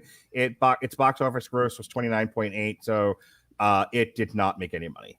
Judas and the Black Messiah, which obviously competed for prizes, so this almost doesn't matter. But for the sake of argument, it still matters. It's 20. It was budgeted at $26 million. It made $7 million at the box office. You really should have sent this to me, Mark. I could have actually prettied this up for you. I didn't think about it. Those Who Wish Me Dead, 23. It made $23.4 million. Its budget wasn't listed. So that was the Angelina Jolie forest fire film, right? Yep. For the record, I rather enjoyed that movie. You have to like Tyler Sheridan's work, but I say that as a stylistic choice, not that you need some deep understanding of lore or anything, but he's got a specific style that he uses, and if you enjoy that, it's a very enjoyable movie. And I don't imagine it was terribly expensive to make. I'm not saying it made money. I'm saying that wasn't $100 million movie. In the Heights was budgeted at 55. It made 43.9. Suicide Squad budgeted $185 million. It made 167. Reminiscence budgeted at on the high end $68 million. It made 15. Malignant 40 versus 34. Cry Macho 33 versus 14. The Many Saints of Newark 50 versus 12.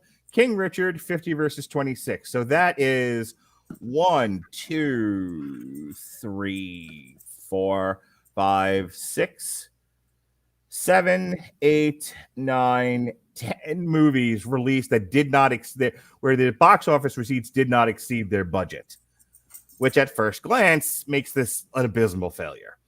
But movies that exceeded their budgets: Tom and Jerry, but it did not double its budget and therefore presumably was not profitable. Godzilla versus Kong exceeded twice its budget, but considering this movie was projected to be $1 billion take, wildly underperformed. I would not call that a success, even though it was being touted as such at times. Mortal Kombat exceeded its budget, but not enough to be profitable. The Conjuring is the only movie on this list that isn't anywhere near profitable. It had a $39 million budget and a $200 million take. So literally 1 out of 1, 2, 3, 4, 5, 6, one movie that exceeded its budget that was also profitable. Space Jam. All the movies, that one, it wasn't that good. Space Jam. Look, you make a joke? Hang on. I will in a second. Hang on. Mm-hmm. It helps that The Conjuring is an established film franchise at this point, for better or for worse. It helps that they're made cheap. And that, look, horror movies, they've existed in perpetuity in Hollywood because they're relatively cheap to make, and they very rarely lose money. When they do, they don't lose much. And when they hit really big. It's an easy formula for success to keep the lights on at your studio. And yeah, hey, LeBron, you're still an MJ shadow, and that'll be on your tombstone. So Space Jam was not profitable. And then Dune, for as much money as it did make, had a $165 million budget. I think it just. How much of that was domestic though, and how much was foreign? Because we were talking about how we got an early overseas release. No, but that's collectively. That's worldwide. That's where I pulled all these from. So just based on that alone, I can't. If you're just looking at box office receipts, you can't call what they did a wild success. A lot of these were, most of them weren't profitable. Almost all of them weren't profitable, and only a few even exceeded their budgets. However, I have an article here from Wired that says, and this is dated December 10th, HBO Max might have outsmarted the streaming wars. The play to put all Warner Brothers theatrical movies on the service in 2021 was a big gamble. It paid off, and here's their contention. Almost exactly 1 year ago, Warner Brothers made a rather startling announcement. In 2021, all the movies on its slate would be released on HBO Max the same day they hit theaters, which is all of them I just said. Would you like me to summarize the article's point briefly, because I've read the article after you. Oh, be my guest here. That saves me from having to read. Okay. The contention being made here is that the decision to release everything on HBO Max day and date was a good one because it actually grew subscribers for HBO Max at a time when trying to get a foothold into the streaming wars is something that everyone is struggling with. You've got Peacock, which is not really a streaming service. You've got Paramount Plus. I have to dig at Peacock because I do. HBO Max is about to be partially folded in with all of the Discovery stuff, which includes I think the OWN Network, the Food Network, Animal Planet.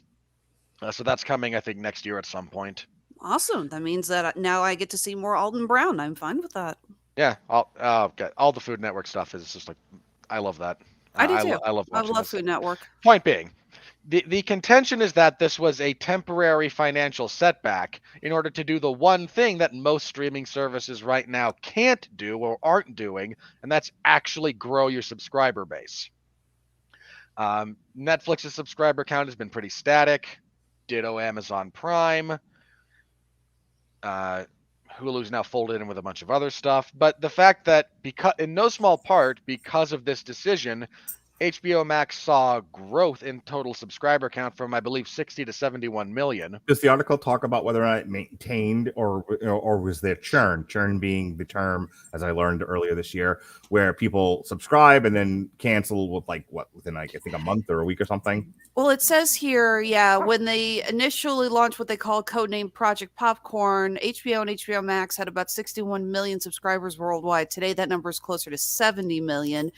For context, Netflix has somewhere near 214 million subscribers, while a smaller cable network like Starz has 30 million.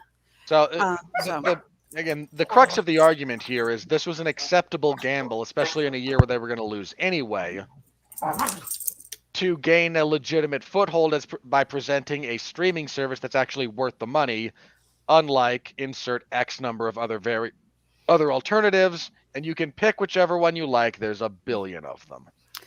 I'm pretty sure in the next 5 years, Mark, I think we should launch the Radulich and Broadcasting Network streaming service. Lord knows we have enough content to do it.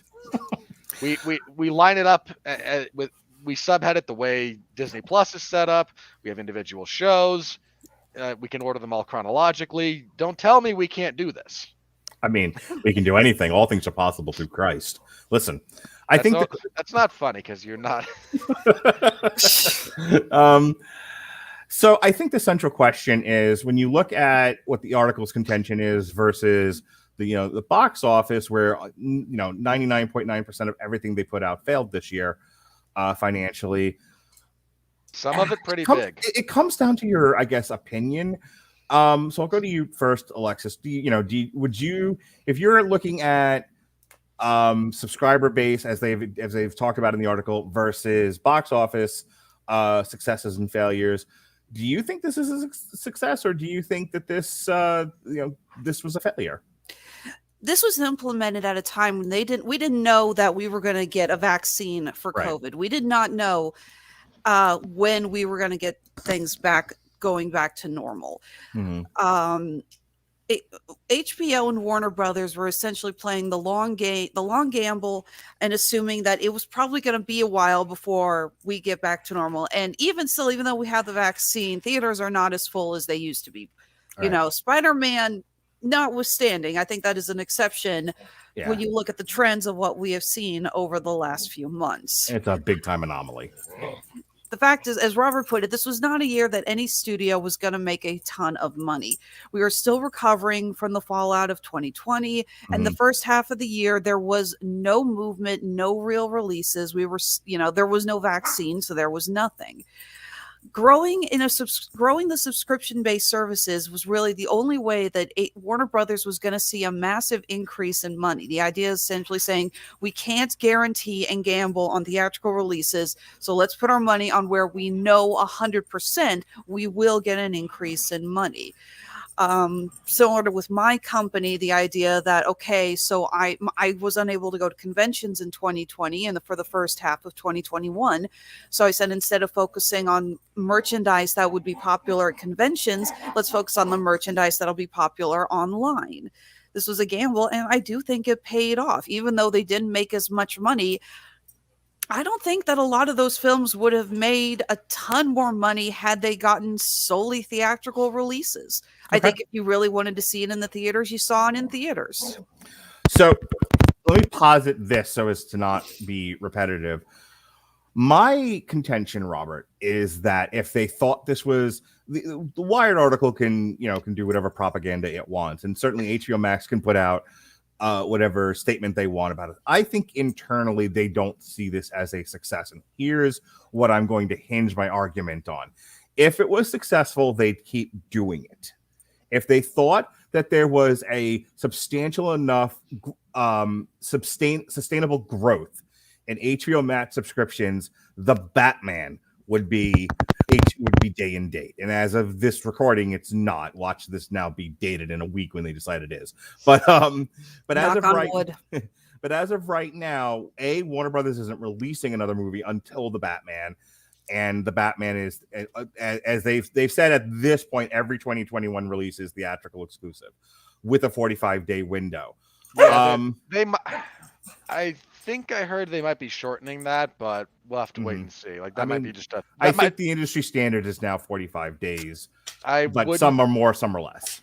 I wouldn't be shocked if we saw a lot of these Warner Brothers movies go to a shorter than 45-day exclusivity window. The question I posited to you is: do you agree or disagree that if they thought this was successful this year, deep down inside in their heart of hearts, they'd have kept doing it? They haven't kept doing it. They have said, they've drawn a line in the sand. They said 2021 was nice. We're going back to normal, or the new normal, in 2022, which tells me they don't think this was tremendously successful.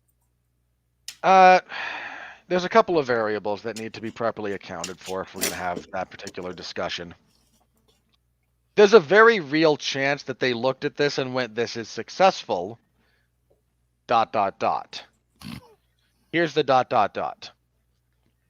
Disney just got sued by 2 major movie stars. Mm-hmm. If they're trying to hedge their bets away from that while they restructure contract boilerplate,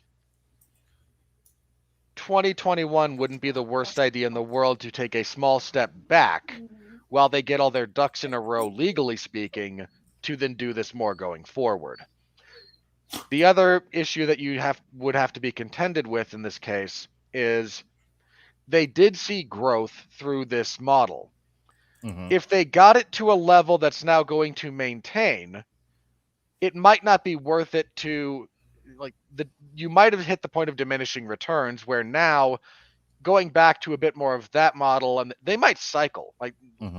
Let's be clear about this. They might go first quarter of 2021 theatrical exclusive with a 40-day window or whatever it happens to be, right? Just take 40 for the sake of argument.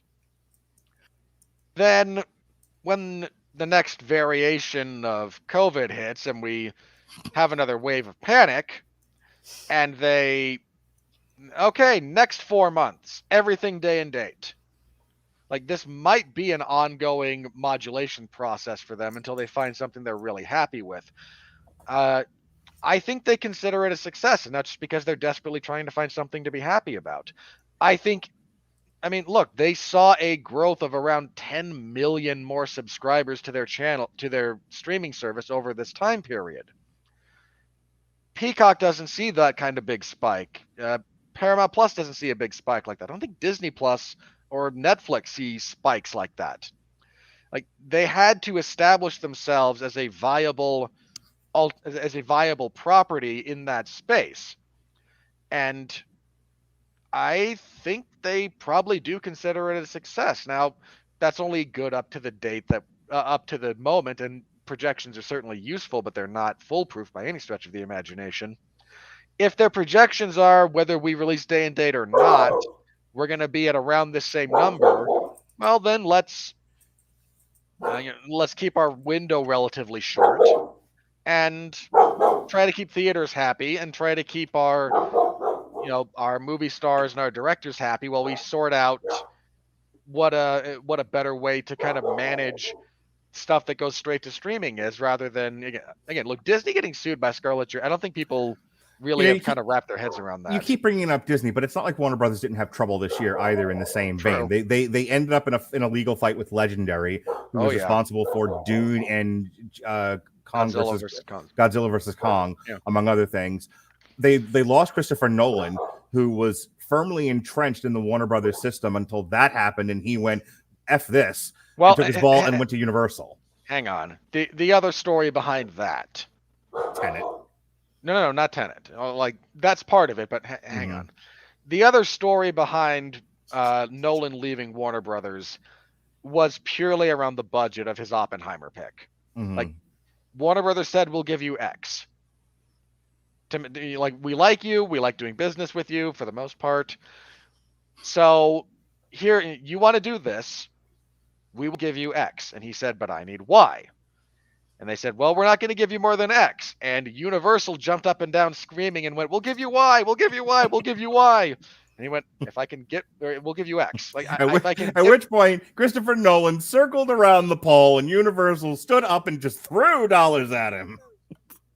And he's like, that was purely a decision based on him wanting to have the budget necessary to do what he wanted to do. That was not him going, I hate working with you people. Well, I would not say it's an either or. I think it's a little from column A and a little from column B. The man outright was pissed and said so publicly with all that happened with Tenet and the day and date model.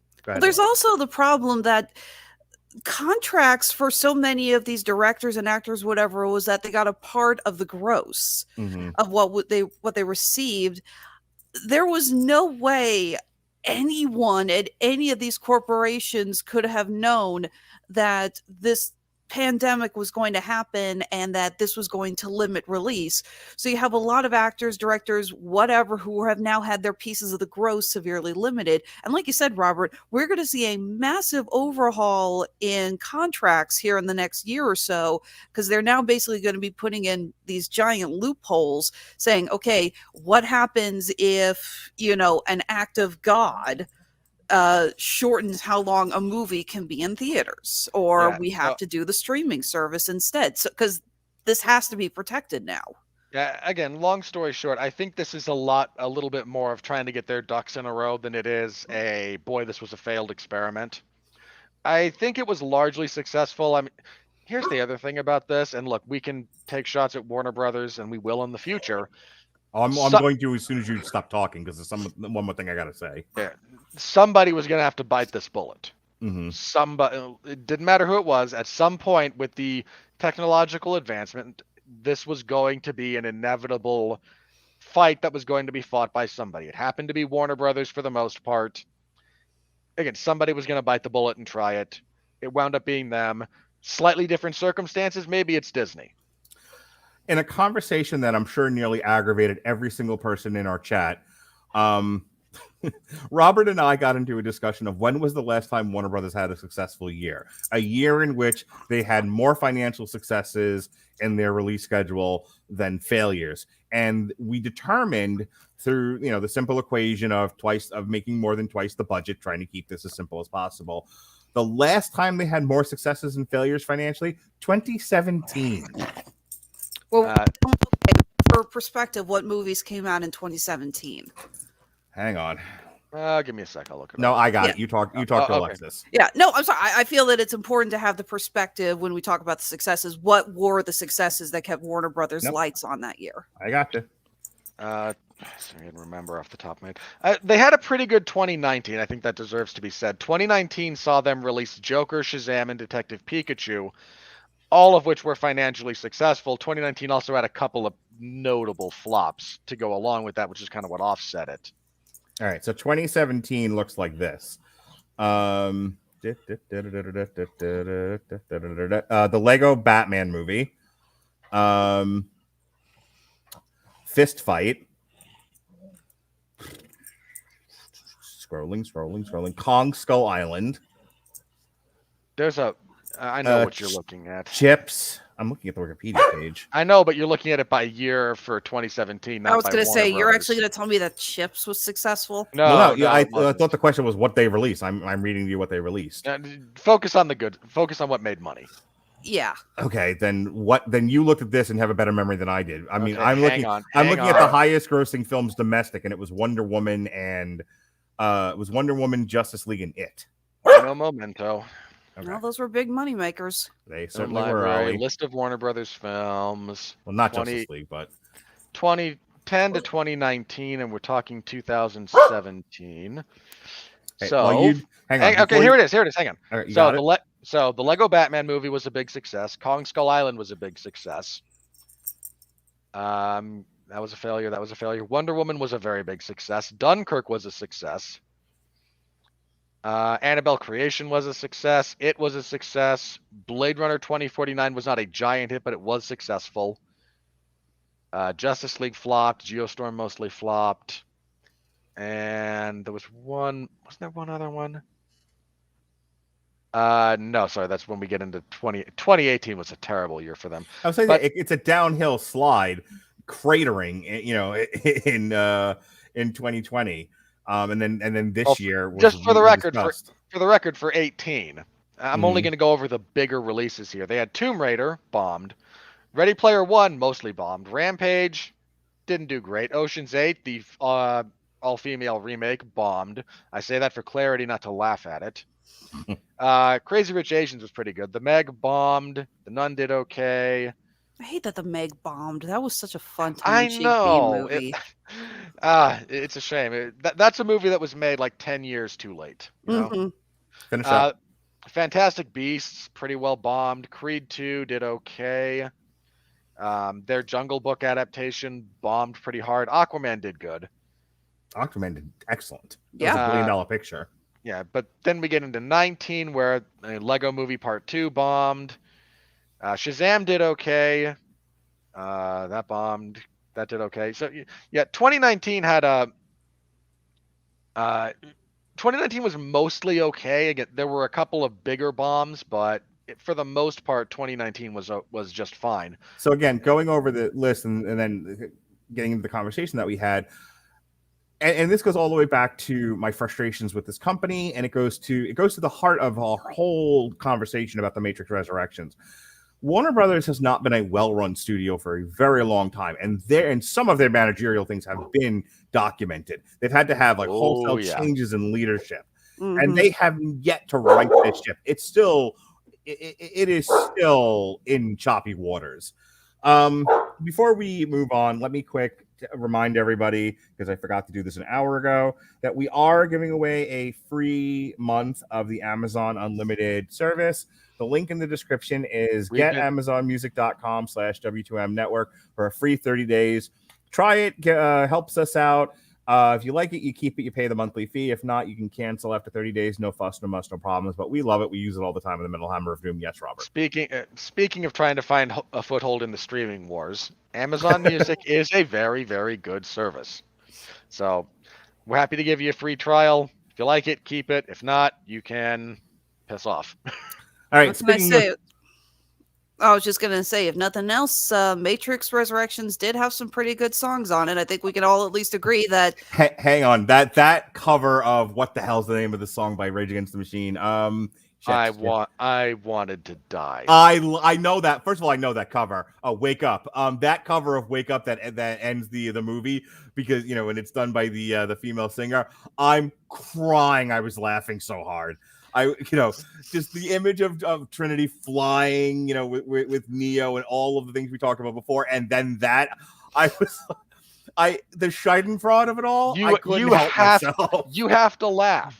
Yeah. Because if you think that's being if you realize that's being played straight, there's nothing. There's no response. Movie, I was just talking about getting to hear Jefferson Airplanes play White Rabbit, because that song is awesome. No. Can I tell you how much I told Robert I didn't want to even do this review anymore? I just wanted to review the trailer. Because He did. He really did. Me, Alexis. I wanted to review the trailer. I would have said just about everything I said about the movie about the trailer too. All right. Speaking of wanting to review trailers and having my soul die a little inside. Are you ready? No! I said, are you ready? No, God! No, God, please, no! No! No! No! These back-to-back plugs are brought to you by Grammarly. Darn right they are. For you listeners of Damn You Hollywood, Grammarly is offering a free download of the Grammarly software.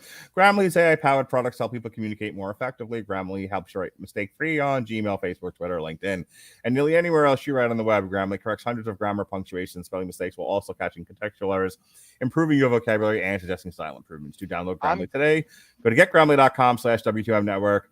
Again, it's getgrammarly.com. That's getgrammarly.communism. Again, that's getgrammarly.com. To avoid contextual errors like that. Hey, Lana Wachowski, maybe you should look at Grammarly so you can actually learn what an apostrophe is. Yeah. You ever notice she doesn't abbreviate her words ever? Yeah. Yes. All right. So the audience. I'm going out on a limb and saying the 64% fresh rating from the critics is a lot of people who don't have the guts to say this sucks. Yeah, I would agree with you. So as far as what we're seeing on screen here, the audience score at 64 and the tomato meter score at 64, you know, both sections of the populace are a little kumsa on this. The audience score is only 63, not 64. Oh, whatever. Numbers are all relative. No, they're not. They're actually manifestations of concepts that we've attempted to give shape. Your insistence on shut up, Einstein. Your insistence on numbers being concrete and factual is an instrument of the patriarchy. Now listen, critical consensus, as are all numbers in science, right? And pants. If it lacks the originals, just scroll down and start I'm reading. trying. If it lacks the original's bracingly original craft, The Matrix Resurrections revisits the world of the franchise with wit, a timely perspective, and heart. Get bent. Timely perspective and wokeness are not the same thing. 100% not the same thing. Second of all, how in God's name do you get heart out of this emotionless, like, somebody else mentioned this, and I'm going to repeat it. I don't know where we get the notion that Neo and Trinity is like the great love story of that decade. There is just very little chemistry between those two characters, and they shot all of their interactions so badly too. But this is actually what kills me, is that if you ever watched just an interview with Keanu Reeves and Carrie-Anne Moss, just talking. Yeah, they actually have chemistry. They joke. It's like you watch these two just talking, shooting the shit. You want to see these two in a movie together. And can I subscribe to your podcast, please? Like, you've got that kind of rapport. Paul Whittington of the Irish Independent. Given that I have no particular affection for any Matrix film, I found this one surprisingly watchable. Reeves' slightly nonplussed acting style suits his character's dilemma perfectly. There are some decent effects and even a watery sense of humor.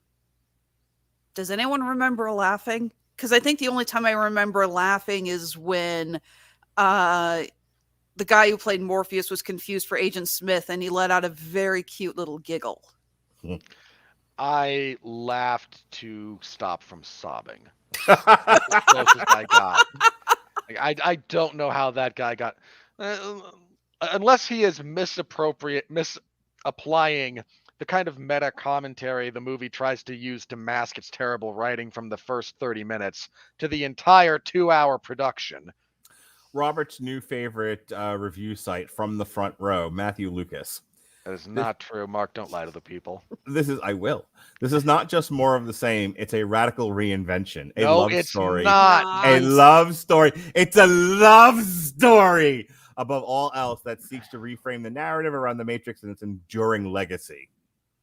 This is not a love story, you hack writer. And I know that's the last time I'm going to use that. I'm going to find a better adjective. Stop lying to the people, Robert. No. Okay, I'm finding a better adjective. What is it about everyone who works on this network? We have trouble. Everyone has like a word that they keep overusing, and it's like, my God, thesauruses. Mark, please send out thesauruses to everyone who works on this network. Okay, belated Christmas present for everyone. I feel like I do a variety of dumb shit, okay? That I'm not beating the same drum. Thank you, madam. Yeah, sure. I like to think that I'm a creative, I said send the sources to everyone. I never said you need one. Speaking of the sources, Jennifer Heaton of Alternative Lens, it is both a celebration and a castigation of the series, essentially revolutionizing how franchise reboots are made whilst whilst simultaneously criticizing everything wrong with them. In other words, somebody who, like you, Mark, liked the first 30 minutes of this movie. Yep, pretty much. Someone who liked the first 30 minutes, didn't pay attention to the other 90 minutes that followed, and likes... I can't believe how many of these idiots are falling for this trick. This is the same... These are people pretending that Deadpool 2 has clever writing. It doesn't. Having your main character say, boy, this is bad writing to the audience doesn't make it good writing. You are falling for the dumbest of verbal and screenwriting prestidigitation. You sad people. Speaking of sad people, Sejin Kohler of Black Girl Nerds. In Resurrections, we see how Neo and Trinity have similarly become imaginary parents, raising several generations of real-worlders through the memory of their heroic acts of martyrdom that did fundamentally change that world.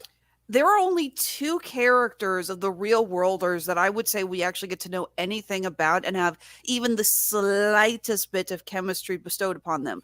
Bugs and Sequoia. Russ Simmons, I don't know anything. You can't remember anything else about anyone else. Russ Simmons of KKFI-FM Kansas City. Hey, that person lives next to you, Alexis. That the best way to enjoy The Matrix Resurrections is to give up on trying to figure it all out and just go with the visually intensive flow. You know what? I might be willing to give you that if the visuals hadn't made me physically sick. Seriously, that's essentially what I said about Tenet, but at least with Tenet, you could tell what was going on. And really, I've got to stress this. If your argument for a movie being an enjoyable experience is you need to suffer head trauma, you need to give up on giving that movie a positive review, because that's a terrible, terrible thing to hang your hat on. Okay. Emily Wheeler of Emily Wheeler Movie Ops. It's a movie self-employed loser. It's a movie from a filmmaker who sat with herself for much longer, sorted some things out, and is working in a culture that's just beginning to catch up to her. No. Oh boy, no, isn't it just nice to have girl power? Never mind how crappy the product. You are trying to cheerlead for the filmmaker, not review the film. What's the matter? Sorry, with you? I'm with Robert on this one. I believe we all are. Jason Shawman, Nashville Scene. Working for the first time as a director without her sister Lily, Lana Wachowski has made something bright and sincere and maddening and absolutely certain to mess with people's expectations. Yeah, we expected something good. One, we expected a watchable movie. Well, some people did. I didn't. Mostly because I'm familiar enough with the Wachowskis' other work to just go, nope, that is a burning ship, set it out to sea, and let it go. Second, stop trying to get on the DVD cover. That's pathetic. Yeah. Can we call that the official Tick Bird review of the night? Yeah, sure. Andrea Chase of Killer Movie Reviews. Balance is a vibrant cacophony of action with a criminally flabby script that takes far too long to get where it needs to go. It really... I appreciate the fact that you actually called the script out for being terrible, but the action is piss poor. What are the standards you people are trying to hold this to where you find this acceptable? Okay. So this one's for you, Alexis, because I would like to think, and maybe I'm wrong about this, and if I'm wrong, you can point and laugh and say you're wrong, but I would like to think that over the course of a year or so, 2 years of doing specifically Damn You Hollywood with Robert and I, whatever your preconceived notions of what a craft review is, hopefully has changed. I'm hoping this has been a positive experience for you, and you're like, oh, okay, this is the language of craft, and this is what these guys are doing. I don't always agree with their points of view, but I at least accept that this is elevated conversation and a language that I hadn't maybe been speaking before. Okay. I would at least like to think so. I would like to think, yeah, working with you guys, I think I have gotten a better ability to express myself and my viewpoints with movies and not just saying, oh, that sucks. So here's, in sort of a Christmas Carol way, here's where you might have landed had Robert and I not interceded in your purview of film craft. Joanna Langfield of the Movie Minute. Lana Wachowski goes for broke here. And oh yeah, there are a lot of effects too. and I can see Russia from my house. Was I really that bad when I first started on the network? No, not that bad. No. It's like, I'd like to think that when you brought me the first time I talked about Captain Marvel, and then I screwed up because I didn't hear you say "Here comes the money," and I talked over the sound effects. You were not that bad, but I just know that I would like to think that had we not intervened, that is the equivalent of Scrooge looking at the lonely grave in A Christmas Carol. Whose lonely grave is that? That is Joanna Langfield. God, that's fucking terrible. That is a horrible review. It's so dumb. Again, part of me wonders, it's like, was it intended for that snippet to be included? Because it's like there are some times we've read a couple of these and we've sat there and go, why was that snippet highlighted? And we've wondered what the hell was going on with the Rotten Tomatoes algorithm. At the moment, I'm going to assume that's the only coherent couple of sentences that were put together for that review. Like, yeah, the rest of it's chicken noises. It's a series of 14 tweets in a thread. Christopher Machel of Cineview. Freed from expectation, we can see the Matrix Resurrections for the strange, flawed, and unapologetically personal thing that it is. Well, here's a person who gives Lana an award for dealing with her trauma, which, again, is a nice thing to do, and I think a proper thing to do, is to work on yourself and better yourself as a human being, not at the expense of your job. Not at the expense of your job. Not at the expense of your job. Or the jobs of all the other people who you've negatively impacted by doing this. None of this stuff happens on an island. And can we stop giving out participation trophies for this? Review the film.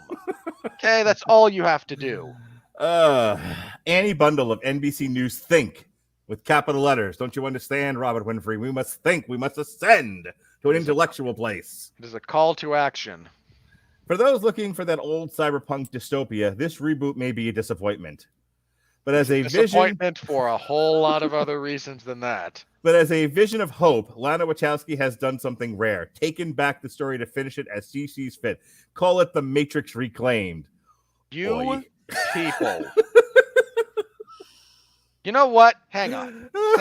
Let me just say once again, no. George Lucas is film's greatest monster. Yes, not for the reasons you think.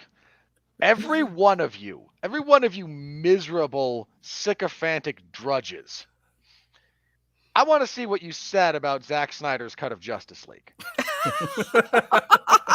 I mean that sincerely.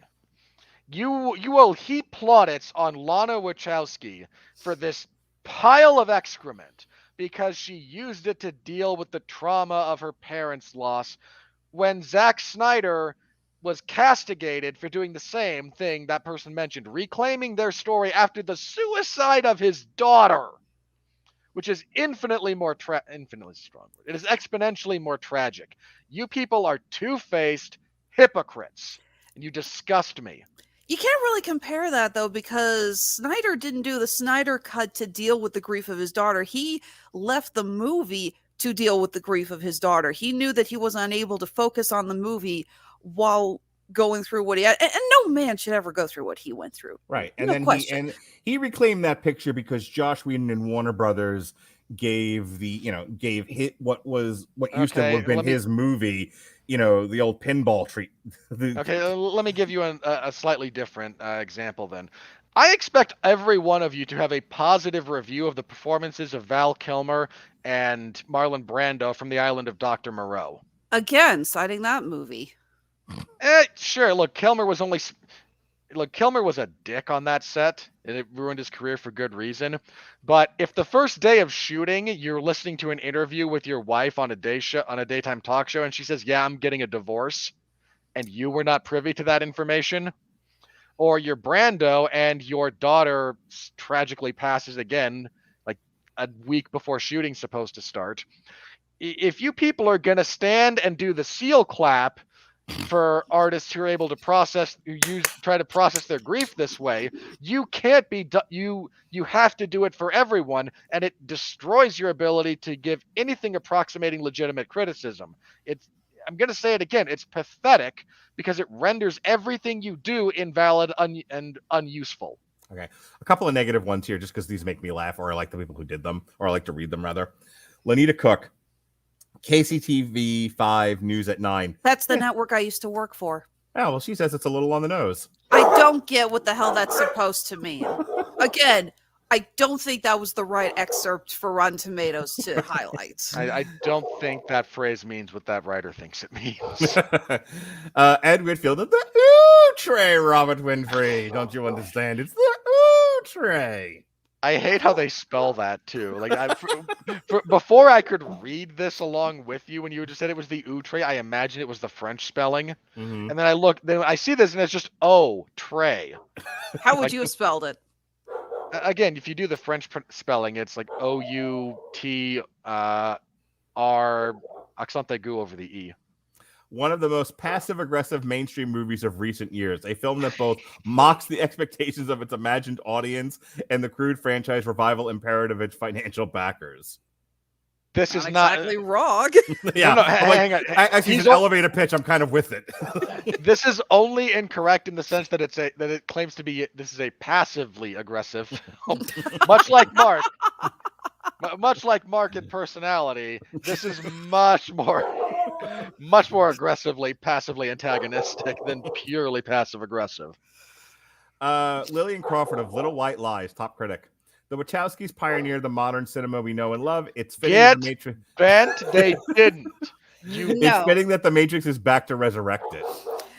Okay, no, I give credit to the Matrix and the Wachowskis with the original Matrix, and it did. I don't want to say it revolutionized sci-fi filmmaking, but it definitely helped shape it for future installments. I don't think any of us are going to ever, deny that. Look, it's the Nirvana of cinema. I'll give you that. I hate Nirvana. I hate everything. A lot of things. No, the impact that it had is unquestionable. And that does need to be recognized, whether or not you like the original Matrix or not. But this movie does not feel like it's in the same thread of this movie that, essentially just, that gave so much more personality, shape, and voice to the sci-fi genre. This is the same kind of person who's going, boy, Spider-Man Far From Home revitalized my love of the theater. You mean No Way Home? Sure. Noelle D. Lilly, Chicago Reader, top critic, who I think was very much impacted psychologically by the pandemic and the subsequent lockdowns, that it has affected her judgment. The Matrix Resurrections is a breath of fresh air in a time when reboots are a dime a dozen. It is just a reboot. What the? Your sentence is not internally consistent. It's like, wait. No, the old robot saying does not compute. So that makes no sense. Shame on you for writing that. So the MCU's Bleeding Edge did an entire podcast on CNET's ranking of the MCUs that got everybody, in a tizzy on Twitter one day. And the heading that they use. That's the only reason people put out ranked lists like that. And I know because I'm going to do one over the next this week. Okay. My point is, and I rolled my eyes at this at the time, but I feel like now after reading this, I kind of owe them an apology because they were like, CNET is on crack for their presumption of ranking in the MCU. And I was like, oh, don't use CNET as on crack as your heading. Come on, be a little more elevated than that.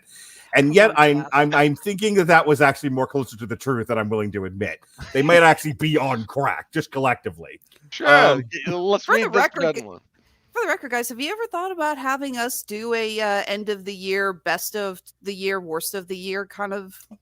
We used to, but we've to stay contemporaneous. We did away with a lot of those kinds of shows across the board just because there was no time with everything else we were doing. But it's certainly under consideration. Richard Trenholm of CNET, which is on crack. You might expect stands for cocaine. You broke Mark. You might expect Slick Remix The Matrix Resurrections to be just money-grabbing nostalgia. But it's also a comment on money-grabbing nostalgia with guns. Lots of guns. There's not even Okay, hold on. guns No, in this movie. Stop. I almost have to give this wasted batch of stem cells credit for in his call out of nostalgia to reference a line from the original Matrix. Robert, I just have to say, I'm impressed that you have gone this far without saying the word hack. It's like you really are digging for options, and I'm very impressed. All right, this will be the last one, and I'm doing this one for Alexis because, you know, the whole tick bird thing that she came up with on this show. So this is for you. This is how we're going to end the show. Jay Horton of Willamette Week. Take the little blue pill. Okay, stop. Okay, first of all, why is that with a positive? The blue pill is the wake up. The blue pill is do not see the truth. So that is undoubtedly a tick bird review, but that makes no sense. It's entirely backwards. Also, Mark, I lived not too far from that particular town, and I have to give you the mnemonic device for how to correctly pronounce it. Okay. It's Willamette, damn it. Willamette, damn it. All right. And on that note, what do we think of this Matrix movie? Well, it's Willamette, damn it. All right, then. Next week... You know what I thought? I thought I had to go to the bathroom and purge myself of this particular experience after I watched it. It was terrible. I just wanted to go watch the first one again. I think it's on it. I think all the movies are available on HBO Max. You might as well just go ahead and go watch the original again. They're a much better use of your time than this one. We kicked off this week with a re-airing of our review of The Hateful Eight, which, listening back to it, you and I had a really fun conversation about so two things about my observations listening back to our review of The Hateful Eight. I used the phrase face rape way too many times. You really did. I boy, if I had $1, I'd have been a rich man. I was apparently very obsessed with that phrase at the time. It was your new favorite thing, and I chose to just let you have your new favorite thing for one episode, and then the next time we did really needed to drive home what was happening a lot during that 2-hour review. Anyway, but it was a good conversation despite the constant repetitive use of that phrase. It was our comment on Quentin Tarantino's commentary on race relations. Yeah. David Wright and I reviewed Ghost in the Shell, Aeon Flux, and Ex Machina.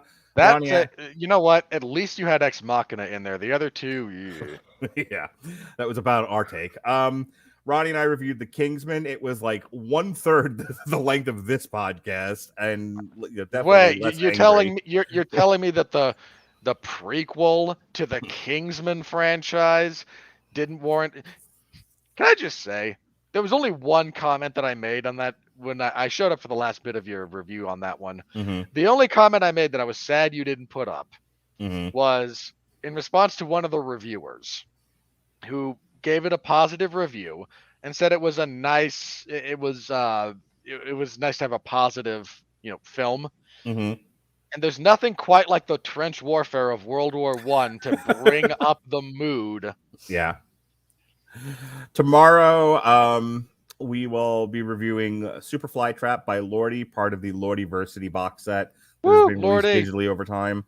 Alexis and I will be doubling up on we missed the Animaniacs review we were supposed to do at the beginning of the month, so we're doubling up and we're doing Animaniacs season 2 and Looney Tunes season 3. That'll be noon on Thursday Eastern Standard, and then in the evening time, after I'm done watching Being the Ricardos with my wife, myself and David Wright will be reviewing Foundation on Apple Plus season 1, which is based on the series of books by Isaac Asimov. On New Year's Eve, we will be getting drunk. I will be working. So there'll be a re-airing of our Cobra Kai season 2 review, but nothing recorded or live or anything. New Year's Day will be a re-airing of the Christmas show we did from a few years ago, which is myself and Jesse Starcher doing a career retrospective of Weird Al Yankovic. Woo! Weird Al. Yes. Awesome. Yeah, that was a fun show. We kick off January the following ways. I am still bitter at Paul McCartney for not letting Weird Al do chicken pot pie. Okay. Go watch his episodes of My Little Pony. He plays a character called Cheese Sandwich. Myself, he's awesome. Myself, Jesse Starcher, and Evan Bevins reviewed Mark Russell's Billionaire Island, and somewhere out there, Ronnie Adams cried. Not a huge fan. We in the evening time, myself, Jason Teasley and Pat Mullen will be reviewing You Season 3, and we're finally caught up there. Sean Comer, making his monthly visit to the Radulich Broadcasting Network, and I will be doing a triple feature for Titan, El Camino, and Christine. Guess the theme. If you do, I'll send you a shiny Wow. Okay. They're all cars, and I demand my nickel. I will send it to you in the mail. And then also we'll be doing an extra, because I did shut the door behind everybody and say, no, nobody gets to be on the Spider-Man review. Not know how, except for Robert and Gavin. Everybody else said, well, nuts to you, Radulich, and they revolted. The peasants are revolting. You're right. They stink on ice. And they got together, allegedly. I'm just going to say it again. I made this reference last time you brought up the same joke, and I'm going to cite my source here. The line is, the peasants are revolting. They've always been revolting, but now they're rebelling. Okay. Which I first heard, because I brought this up last time and didn't give the appropriate source, I first heard that on the movie Dragonheart, which stars Dennis Quaid and Sean I'm Connery. referencing The History of the World Part 1 during the French Revolution. Anyway, I always go with the Chicken Run reference. The chickens are revolting. Finally, something we agree upon. Spider-Man Roundtable. So a whole bunch of the nerds got together, and they will be talking Spider-Man No Way Home. I am so tempted to just crash that party. I'm not going to, but I'm tempted. They're meeting in a secret hideaway. I will show up. I will show up like the Punisher to their mob meeting. Oh God! I need to find out if MCU's Bleeding Edge have done their Spider-Man review yet. Since unfortunately, since Jeff hasn't been able to reach out to me yet, it's like I'm available to talk. I keep up with theirs. They're just finished up with Hawkeye, and they've been doing some other stuff, but they have not done Spider-Man No Way Home yet. Just 87 versions of the trailer. I need I do need to watch Hawkeye. We will be reviewing WWE Day 1, and then Robert and I will be reviewing Don't Look Up and Being the Ricardos on January 4th. Wednesday, the 5th, I've called an audible, and inspired by Jeff Sloboda of the MCU's Bleeding Edge, and his review and his reaction to just one of their songs, I decided to steal directly from him. And I'll say that I'm a man enough to say that I steal other people's ideas. We're going to review Bandmade Unseen World, because I want to see if we do as many views as he did. That, and I'm sure it'll be a lovely album. Look, to be fair, Mark, about 8 months after the review, we did get Dr. Colossus to like the tweet where we said we reviewed. Yeah. So, Thursday night, I will actually be guesting on another podcast, Movies That Suck and Two That Don't. Their year-end wrap-up review. I actually have to give him I sent my top 10 list to Chris Bailey, and he was like, "This is the kind of thing that a guy with no friends would compile." And I was like, "That's what I was going for." Well done. You understood the prompt. Yeah, I got the assignment. I understood the assignment. I'm going with snooty art critic. I don't know what you're doing. So you literally just my top 10 films of the year. And you did a bunch of quality films rather than. Well, no, I also had Godzilla vs. Kong in there because I had to be true to myself. You saw Vogue's list of their top 10 films of the year. At least 9 of those, majority of us had never even heard of. Hang on. I imagine spots 1 through 8 on Vogue's list were Spider-Man No Way Home. So I'll just share this really Spider-Man really No Way Home was not on their list. I'll share this really quick. This was my top 10, and I stand by this list. This is a combination of what I thought were the best made movies, plus the ones that I like the best. It's sort of an amalgamation of both of those things. All right. In no particular order. I really just went by release date. Well, no, actually, I rearranged this. Never mind. Godzilla vs. Kong, Judas and the Black Messiah, West Side Story, Zola, The Mitchells vs. the Machines, Free Guy, Gunpowder Milkshake, Pig, Tick Tick Boom, and Wrath of Man. Yep, Bailey's right. Honorable mentions: Barb and Star Go to Vista Del Mar, Nightmare Alley, Spider-Man No Way Home, Eternals, because fuck you, that's why. Okay, hold on. You only put that on there to screw with Bailey, and I put that on there to screw with life. You don't. Come on, man. Hasn't life? Why would you give life a reason to hit you again? Did we already establish that I'm passively aggressive? Passively antagonistic? and then The Eyes of Tammy Faye. And then my 5 worst movies of the year. One of these I put on there because Robert and I got into like kind of a fight about it. It had less to do with the actual movie itself. It just gives me bad memories. Tell me either Spencer or House of Gucci's on that list. Neither. The 5 worst movies of the year: Cherry, Paranormal Activity: Next of Kin, Mortal Kombat. Boy, was that a terrible movie. Yeah, Am I the only but one here who liked that? yes. In this room, yes. We don't need to go back over that again. Robert will start yelling at me for making dick jokes. Because he's in a bad mood. Dude, hang on. If we want to talk briefly about that, and I mean very briefly. I'm sorry, folks. I'm so sorry. If you wanted to, if you just had the moment of clarity you had 10 minutes ago to say, boy, I made a lot of face rape jokes. I'd like to think that when I said, Mark, you've made too many dick jokes on the Mortal Kombat review, you took that way more personally than I thought you would. Anywho, Mortal Kombat, which makes me sad. Infinite, and then Snake Eyes. So yeah, there's my list.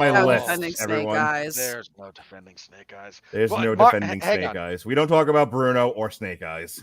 Mark, you have to adjust your list now. It's too late. I've already sent it to him, but why? I'm just saying, you have to call an audible then on the show just to say, and by the way, Matrix Resurrections would have been one of my... I submitted this before I watched that. I will make sure to say that. Like, and had I only known. Anyway. Okay, Mark, what was worse, Matrix Resurrections or Spencer? The Matrix Resurrections. Oof. Yeah. I can live with Spencer as being just a weirdo artsy movie. At least it's, because we both agree it's not someone's painful to sit through. It was, but it wasn't. It also wasn't someone's therapeutic assignment. All right, and then so Thursday night after I get done with those fellas, I will be recording with Ronnie and Evan. We'll be doing Prisoners of Ghostland, Shadows in the Cloud, and Out of Death. And then Friday night, myself and David Wright yet again will be reviewing Lost in Space Season 3. Those are my plugs. That's what I do. And now I'm going to put something on the screen for all of you. That's your cue to do your plugs, Alexis. Okay. We're still processing what you consider hip hop. All right, Honeysuckle Rose. I half expected him to go bars. Honeysuckle Rose Creations, where fashion meets fandom at the intersection of geek and chic. We are doing a big post-holiday sale. Those of you who did not get everything that you wanted from Santa, everything in both of our shops on Etsy and Handmade at Amazon are 15% off. All of our, as you can see here, our earrings, our ribbon chokers, our hair barrettes, our charm bracelets, our wire wrap dice necklaces. It is all 15% off. So if you didn't get what you wanted from Santa, just go ahead and head over to our shop. As usual, you can find us on Facebook and Twitter. Our Instagram page is temporarily down. We are having some minor issues. I'm not going to go into details here, but it's a little ugly. But because of that, our Facebook page is still open, but we are updating it in a limited capacity. And our Instagram page is just non-existent at this point. I'm really hoping to get this resolved here before the new year. So fingers crossed on that front. But of course, both of our shops are open. You can always reach out to us through the shops or on Twitter. Our Twitter page is still open. Again, that's Honeysuckle Rose Creations, where fashion meets fandom at the intersection of geek and chic. Hey, also, and I'll kind of start this and then you can finish. The trivia topic for the month of January is video games. They usually record on a Saturday in the middle of the month. So if you are interested, Alexis, how can people who might be hearing this who also want to talk about video games be on your trivia show? Tripped Up Trivia, that's right. We just aired our December show. That theme was Christmas. That was a lot of fun. Not every answer was Dominic the Christmas Donkey. Never gonna imagine. Look, I imagine none of the answers were Dominic the Christmas Donkey. Oh, one of them was. Unless the question is, what is Mark's seasonal psychosis and how does it manifest? Hee-haw. But yes, to tie into the release of Uncharted, which is coming out, which I am genuinely looking forward to. I think it's going to be a fun movie. I'm still torn on that, but I think it's torn leaning positive. There you go. But yes, the theme for Scripted Trivia in January is going to be video games. And this is not just current video games, not just nostalgia games. We're going to try to encompass all of them. We're going to try and go. I have so many questions I can submit to you about Pepsi Man. It's a way obscure reference no one's going to get, but I could do it. Okay. Reach out to the Radulich Broadcasting Network either on Facebook or on Twitter if you are interested in playing. We've got a couple of contestants lined up right now. Among them, two of our contestants who played on May's Sci-Fi Trivia have said that they want to come back and play. I need to get a hold of them now and make sure that we're still on for that. But they were a lot of fun. We're really looking forward to bringing them back. Jesse Starcher mentioned that there's another podcaster who wants to play. Unfortunately, I don't have the name in front of me at the moment, so sorry, Jesse, but I know that he's taking care of that. But yes, if you are interested in playing, reach out to us on Facebook or Twitter. Let us know. All right, Robert, do your thing. Which thing? I have so many. So you can start by blowing your nose.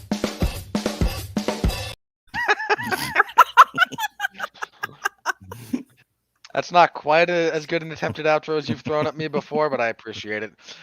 I genuinely thought I had just talked into the end of the show. I cover professional wrestling a few nights a week for 411mania.com. AEW's Dark Elevation on Monday. MLW stuff whenever it comes out. It's going to be a Thursday going forward as my camera's frozen. But I think I'm just going to leave it. It's not worth fixing at this point. And WWE SmackDown on Friday, so you can listen. You can find my reviews for all of those over in the MMA in the Wrestling Zone of 411mania.com if you're so inclined. I host the 411 Ground and Pound MMA podcast. We took this last week off because there was nothing to review or preview, and it was the day after Christmas, so I figured no. We will be back this Sunday with a year-end review for 2020. That's pretty much going to be it, or for 2021 rather, excuse me. And that's pretty much going to be it. Then the week after, we'll preview the first UFC event of 2022. Part of the thought process is there on this next show, I can go over my year-end awards, which I will be typing up as well in the next little bit, and that will be in the MMA Zone of 411mania.com. Then in a couple of weeks, I'll be covering the UFC once they start back up, and that's, I believe, the 15th. And it's a card headlined by Giga Chikadze and Calvin Kattar. If you like strikers, that's a great card. That's a great main event, rather. The card's okay. And I think that's it. Again, Mark went over a lot of the other stuff I've got coming up here. So, yeah, that's it. Oh, last thing. I promise, last thing. Everyone, we've had a really good December. In point of fact, our December was better than our November, and our November was pretty much one of our best months ever. So just as the year starts coming to a close, I do want to give a very heartfelt thank you to everyone out there who has liked, who has subscribed, who has commented, who has shared, who has engaged with us, be it live or after the fact. We appreciate the heck out of all of you. Please keep it up. Please continue to do that. It helps us continue to grow this little endeavor we've got going on. And we thank you all very, very much for it. We're hoping for an even better January. So just, again, another thank you. And we're going to keep on trucking as the year turns over. And we'll just see what the rehash of 2020 has for us. Because it's 2020 the sequel, right? 2022. Get it? I'm funny. And on that note, everyone have a happy and safe new year. Be well, be safe, and behave.